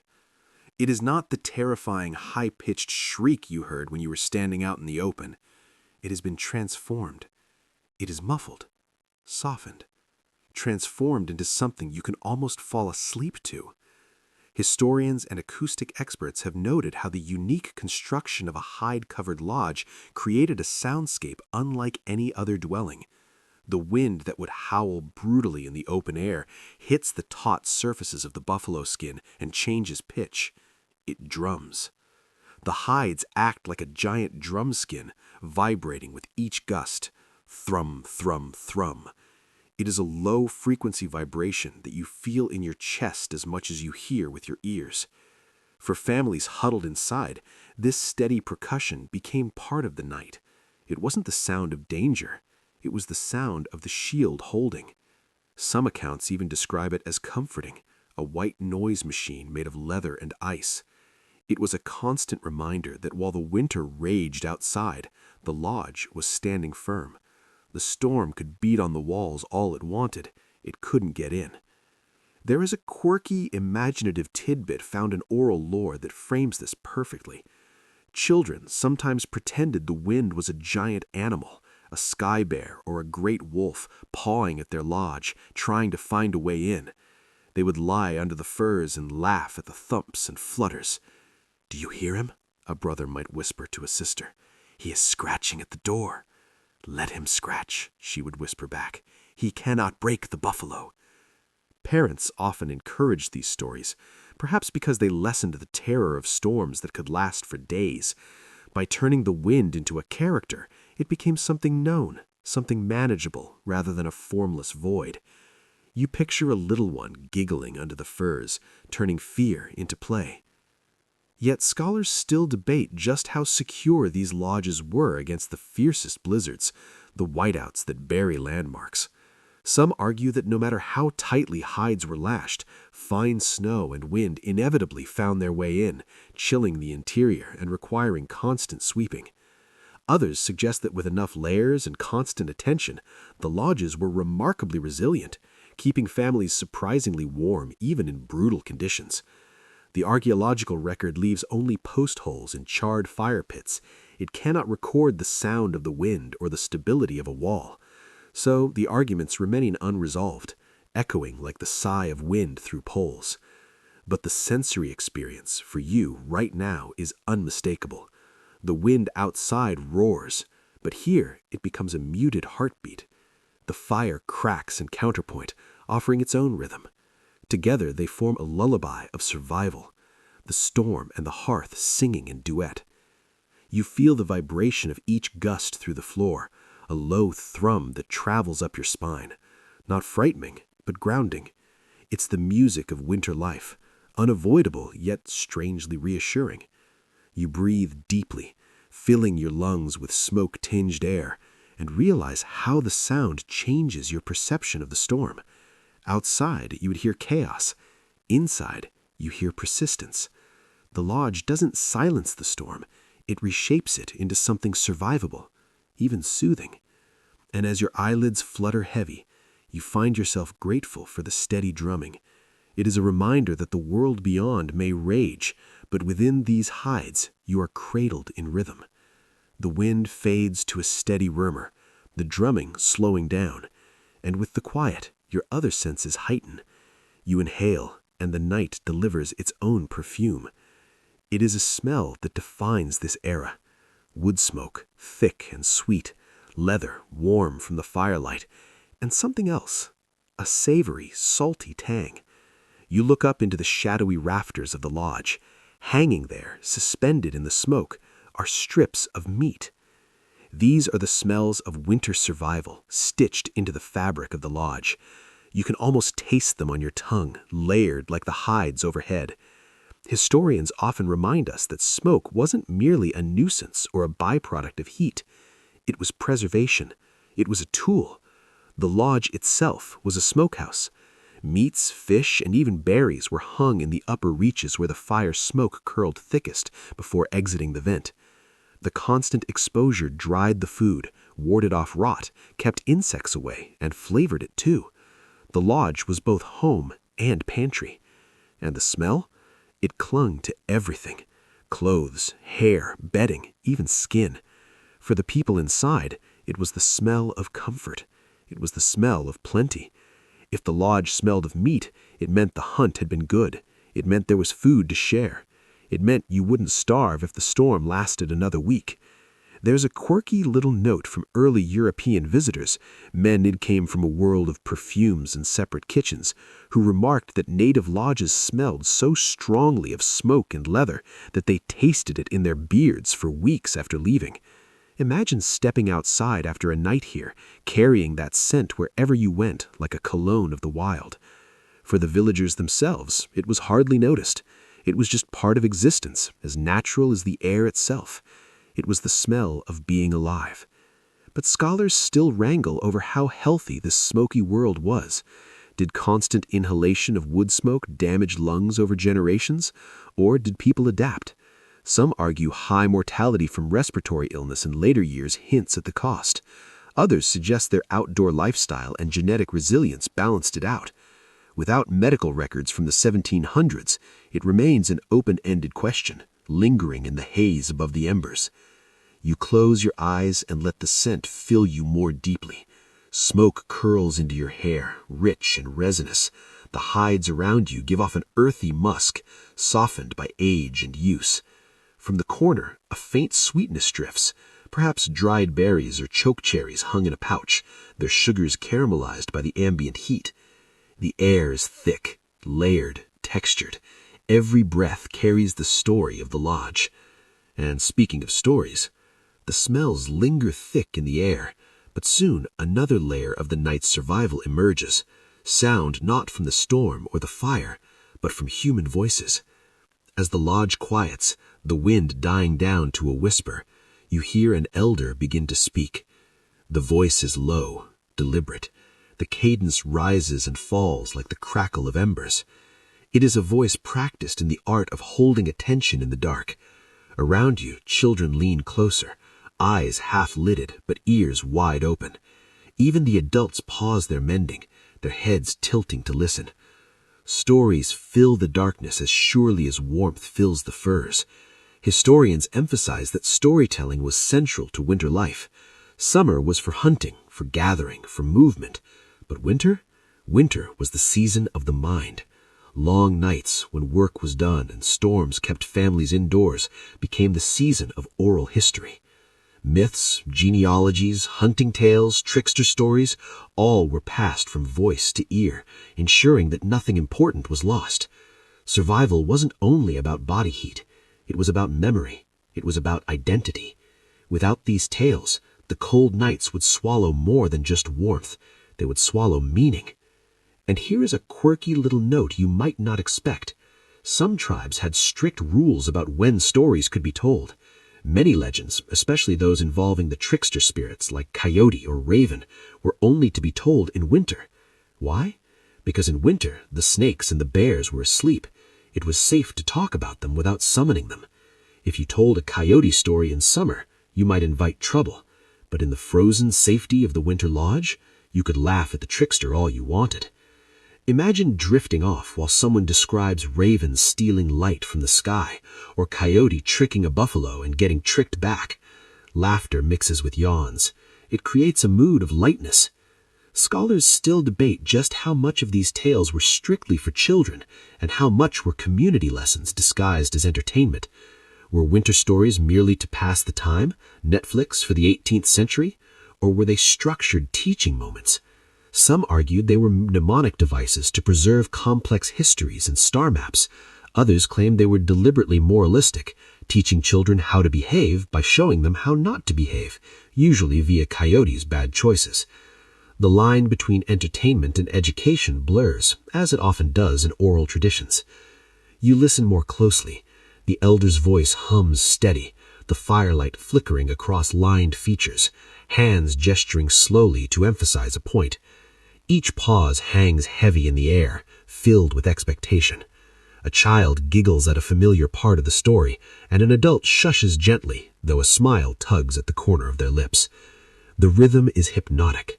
The hush of voices, the occasional bark of a dog outside, the snap of resin in the fire. Your senses absorb it all. The cadence of the story seeps into your breathing, slowing your chest. The warmth of the bedding fuses with the warmth of words. The elder's story fades, leaving behind a hush as soft as the furs wrapped around you. The fire is now a bed of deep red coals, pulsing like a dying star. But the night is not static. As the physical world quiets, the internal world begins to wake. You shift under your buffalo robe, eyes half shut, and begin to notice how the night has its own inner geography. Sleep here is not always dreamless. In the hush of the firelight, where smoke curls and bodies breathe together, dreams themselves become part of survival. They are not viewed as idle imaginings or random neural firings. They are messengers. They are stitched into the culture as tightly as the hides are stitched into the lodge. Historians often note that dreams carried immense significance among many native peoples, especially during the long winters when nights stretched endlessly. Shamans, elders, and ordinary dreamers alike listened closely to the stories told by sleep. A dream could foretell the location of a herd, warn of impending sickness, or reveal guidance from the spirit world regarding a family dilemma. In this way, the lodge night was more than a shelter, it was a portal. Families fell asleep not just into rest, but into another layer of existence where meaning awaited. The physical body rested, but the spirit traveled. And there is a quirky, fascinating tidbit from certain oral traditions that touches on this. Some people would deliberately try to shape their dreams by sleeping with specific objects near them. It was a form of dream incubation. Imagine tucking a hawk feather beneath your head, whispering a request to dream of flight or to see the land from above to find game. Or perhaps slipping a carved stone beside your ear, asking the ancestors to speak of strength and endurance. In the stillness of a winter night, such rituals blurred the line between practicality and magic. A feather wasn't just a feather, it was an antenna. A stone wasn't just a rock, it was a receiver. Yet scholars continue to argue over how literally these dream practices should be taken. Were they universal, followed by entire communities, or primarily the realm of the vision seekers? Some anthropologists claim that everyone gave weight to dreams, weaving them into morning conversations over breakfast. "What did the night tell you?" might be as common a greeting as, "Did you sleep well?" Others believe the focus was narrower, reserved for spiritual specialists. The debate remains unsettled, like the lingering haze of a half-remembered dream at dawn. You let yourself drift into such a dreamscape now. The fire dims until its glow's no brighter than a heartbeat. Smoke swirls, and within it you see shapes, buffalo with steaming breath, birds beating against the ceiling hides, ancestors' faces shimmering like frost on river ice. The dream is vivid, too vivid to dismiss, and you understand why it carried such importance. Dreams here are not entertainment, they are lessons carved into the night. Your senses deepen into the experience. You feel the heaviness of sleep pressing you down, but within that heaviness comes freedom. The cold outside vanishes. The storm no longer matters. Instead, you walk in green fields. You smell summer grass. You hear the laughter of voices long gone. The dream offers a reprieve from winter's grip, reminding you that warmth exists, that hardship is temporary. Perhaps this is why dreams were treasured. They gave not only prophecy, but hope. But not everyone is dreaming. As the fire grows stronger and morning edges nearer, or perhaps it is the deepest hour of the wolf just before dawn, you notice something important about the physical space of the lodge. No one is ever far from their tools. Within the dim light, objects are arranged with quiet intention. A knife rests in a beaded sheath tied to a bedpost or tucked under a pillow. A bow, unstrung to preserve its tension but ready to be braced in seconds, leans against the wall. A quiver of arrows, fletched with owl or turkey feathers, stands within arm's reach. It dawns on you that here, even sleep is never truly unarmed. Historians often point out that native winter lodges doubled as arsenals and workshops. Weapons weren't stored in some distant cache or armory, they lived beside their owners. If danger came in the night, whether wolves desperate from hunger, enemy raiders using the storm as cover, or a sudden spark catching the dry grass, everything needed to respond was already close at hand. The lodge was bedroom, kitchen, workshop, and fortress all at once. And here's a quirky little tidbit that makes you smile. Some travelers recorded the children sometimes played with miniature bows or carved dolls at bedtime, their toys often smaller versions of the tools their parents used. A boy might fall asleep hugging a tiny bow carved just for him, while a girl clutched a little pouch of beads, practicing the skills she would one day master. Even in slumber, the rhythm of daily work seeped into the dreams of the young. You look more closely in your imagination. The glint of a blade catches the dying firelight, obsidian or trade steel, its edge honed by careful hands. A spear lies beside a father's bedding. Across the lodge, a woman's sewing kit, bone needles and sinewed thread, rests open. These objects are not luxuries. They are lifelines treated with reverence and practicality. Every family sleeps with survival at their fingertips. Your senses drink in the details. The smell of sharpened stone and oiled wood mingles with the smoke. The feel of the polished bow staff, smooth from use, rests beneath your hand and your mind. Every sound, every touch, every smell reminds you that this is not an idle resting place, but a working one. There's symbolism in this too. To keep a blade by your side at night is to accept that danger is never far, but it is also to affirm readiness. To hold a needle in your pouch as you sleep is to affirm continuity, that tomorrow you will wake, mend, and carry on. You picture how this would feel. Rising slowly, you would already have what you needed within reach. No frantic searching, no wasted motion, efficiency born of necessity. And then movement. Someone always rises, not only to feed the fire, but to step outside. The flap stirs. Cold air rushes in, a sudden sharp contrast to the smoky warmth. You hear soft footsteps crunch into the snow outside. These are the moonlit patrols, the silent checks that guard not only the fire inside, but the life of the camp beyond. Historians describe how men in particular took turns venturing into the darkness, ensuring that the ponies tethered nearby hadn't wandered or stolen. Horses weren't simply transport, they were survival. They were wealth. Without them, hunting the bison or moving camp would be impossible. A storm might frighten them into bolting, or raiders might sneak close, hoping to cut them loose. So, while others slept, someone would wrap a heavy cloak tightly around themselves, pick up a weapon, step into the bitter cold, and vanish into the night to circle the herd. There's a quirky little tidbit you might enjoy. Some accounts say these patrols weren't always solemn duty. Young men, restless under the furs, or perhaps love-struck and unable to sleep, would sometimes welcome the excuse to escape the smoky lodge. Out under the stars they might sing softly to themselves, talk to the ponies as if to children, or even joke later that the horses were warmer company than the snoring uncle left behind in the lodge. You can almost hear a muffled chuckle as a young man leans against a shaggy pony, the beast's breath steaming in the frozen air. You step outside in your imagination, following the patrol. The cold bites immediately. It is sharper after the lodge's warmth, stinging your exposed skin. Your breath plumes white into the night, instant ice fog. Every sound is magnified, the creak of snow underfoot, the soft whicker of horses, the distant crack of ice shifting on a river miles away. Above, the moon hangs like a lantern, bathing the plain in silver. The snow glitters as if sprinkled with shards of glass. It is breathtakingly beautiful, but also dangerous in its emptiness. You walk among the ponies. Their shaggy winter coats ripple as they shift, their eyes reflecting faint light, watching you calmly. You reach out, touch a mane, and feel heat beneath the frost. They are alive, warm, breathing.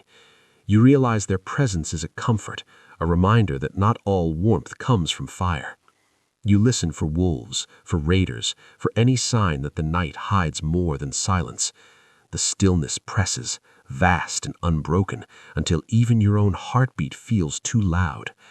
Then you return to the lodge. The flap closes behind you. Thud. You carry the cold with you for a moment. It clings to your cloak like a scent before it fades back into the ambient warmth of the fire. The others stir faintly, but no one wakes fully. They know the patrol has returned. They know the perimeter is secure. The sensory contrasts linger in your mind. The lodge is smoky, muffled, dense with humanity.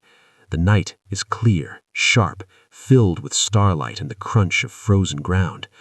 Moving between them is like passing between worlds, one fragile but warm, the other eternal but merciless. The patrol bridges them, ensuring that the fragile cocoon inside can endure in the face of the vast cold outside. You realize that survival wasn't only about what happened inside the lodge, it was also about those quiet steps in the snow. It was about the willingness to leave the warmth to protect it. The lesson presses gently against your thoughts. True rest is possible only when someone else is watching. And here, in this ancient winter camp, the balance is perfect. The dreams fade with the slow, inevitable crawl of the night. The patrol has long since returned, the weapons are still at rest, and the silence of the deep dark begins to shift. When your eyes open again, it is not to the golden glow of the fire, but to a new kind of light. It is the faintest illumination creeping through the smoke hole above. Dawn doesn't rush here. It seeps in, thin and gray, softening the shadows inside the lodge. It is a light without heat, a pale signal that the sun has returned to the world, though it has not yet crested the horizon. Your breath fogs in the cool air. The fire has burned down to a bed of ash, holding only a few stubborn, glowing eyes of red heat deep within.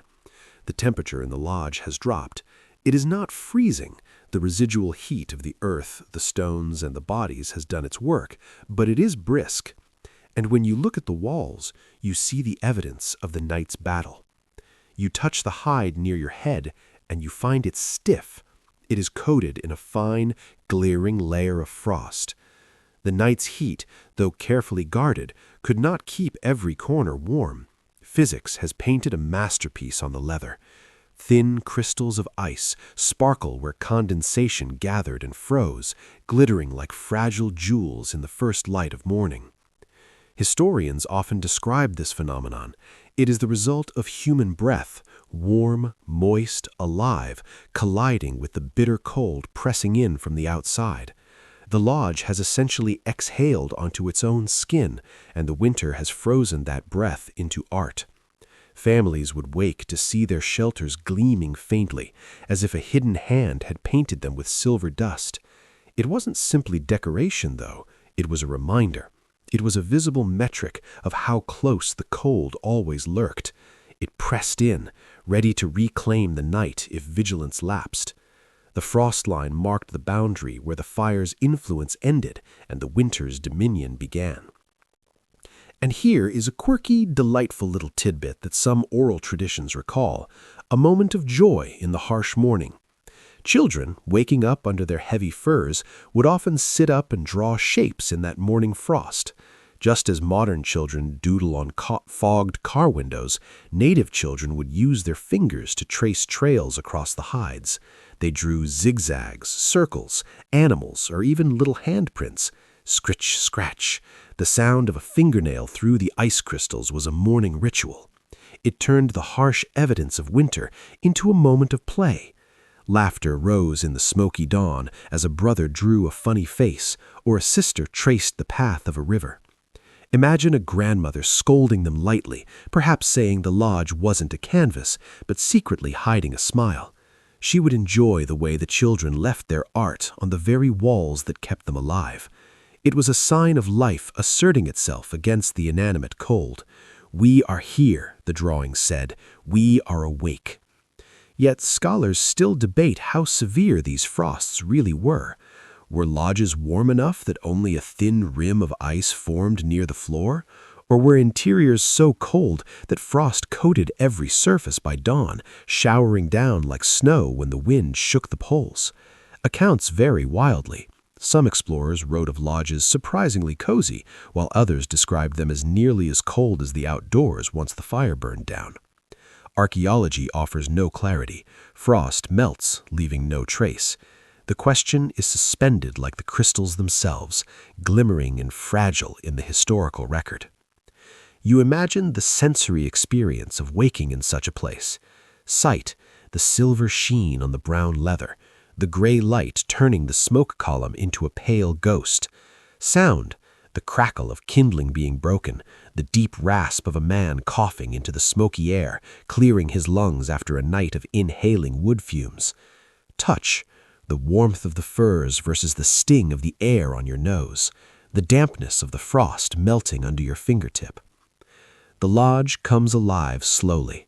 A baby fusses, a high, thin sound, and its mother lifts it from the cradle board, her breath visible in the dimness.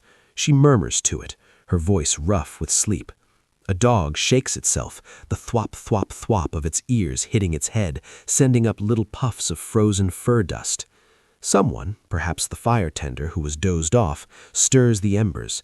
They add a handful of dry twigs. Snap, crackle. Smoke billows briefly, then a small yellow flame licking upward.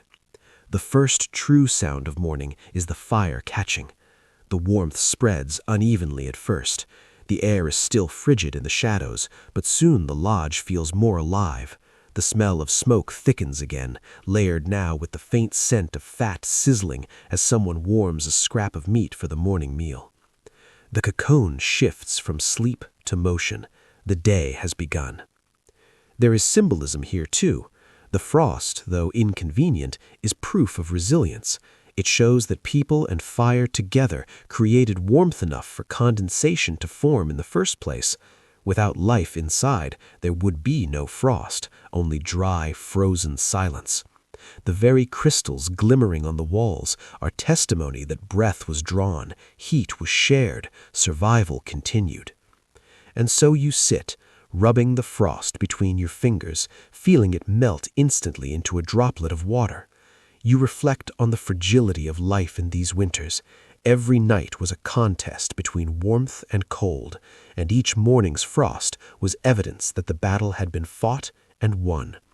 Even if victory was temporary, just until the next sunset, it was still victory. Outside, the snow stretches endlessly. The wind is calmer now, exhausted by its own fury. The horizon is pale with dawn, a band of bruised purple and soft pink. Inside, the lodge tarries its own dawn, embers stirring, children giggling, frost turning to water as the fire grows. You realize that the true miracle wasn't just surviving the night, it was waking to see another morning glinting off walls of ice that hadn't defeated you. As the fire burns brighter, you notice one final ritual. An elder scoops a single glowing coal from the center of the hearth. They place it carefully into a container, perhaps a hollowed-out horn or a bundle of tightly wrapped moss and bark. This is the seed coal. Some families believed the fire held a spirit that must never die. To let it extinguish completely was to risk misfortune. So they carried it. This coal connects yesterday's fire to today's fire. It connects the fire of this camp to the fire of the next one. It is a thread of heat that runs through time. The lodge is not just a shelter, it is a vessel for this continuity. Your thoughts stretch wider as the scene begins to fade. These people endured not because their lodges were perfect, but because they were adaptive. They turned snow into insulation. They turned fire into kin. They turned hides into walls and stones into radiators. They wove practicality with spirit, folding dreams and duties together until they became inseparable. What looks to modernize like hardship was also ingenuity. What appears fragile was in truth resilient. You close your eyes again, listening to the last murmur of logs shifting in the hearth. The lodge hums like a great breathing body. Its walls are the ribs. Its fire is the heart. Its people are the lifeblood. Outside, the storm waits for another chance. Inside, warmth holds on, quiet but unbroken. And so the night passes as it has for countless generations, carrying life forward through cold that should have ended it. The pace begins to soften now. The journey is complete. You have walked through long nights on the plains. You have curled beneath hides and furs. You have felt the bite of frost and the relief of firelight. You have shared in the rhythms of patrols, the whispers of lovers, the laughter of children, the dreams of shamans. You have listened to the lodge itself breathe, walls trembling with wind, embers glowing like quiet stars. Let your body relax into that imagery one final time. Picture yourself lying back inside a circle of warmth, the cold kept outside by nothing more than hides, fire, and closeness. Hear the muffled sigh of the storm beyond, reduced to nothing more than a lullaby. Smell the faint traces of wood smoke, leather, and snow melting into droplets on the hides. Feel the heavy quilt of fur pressing over you, the weight of centuries of survival curling around your shoulders. Notice how each detail, once a matter of life or death, now lulls you toward rest. The fire's glow softens your eyelids. The steady breathing of those beside you steadies your own. Even the distant memory of hunger or frost has been transformed into reassurance, the knowledge that people found ways to endure, that warmth always returned. So let the last embers guide you. Imagine them glowing brighter, then dimming slowly until they become a single point of light in the dark. With each breath, they fade gently, until nothing is left but calm. You are safe. You are warm. The storm outside cannot touch you here. Drift now into your own dreams, carrying with you the quiet strength of those who once lay in winter lodges, who kept the fire alive through the longest nights. Sweet dreams.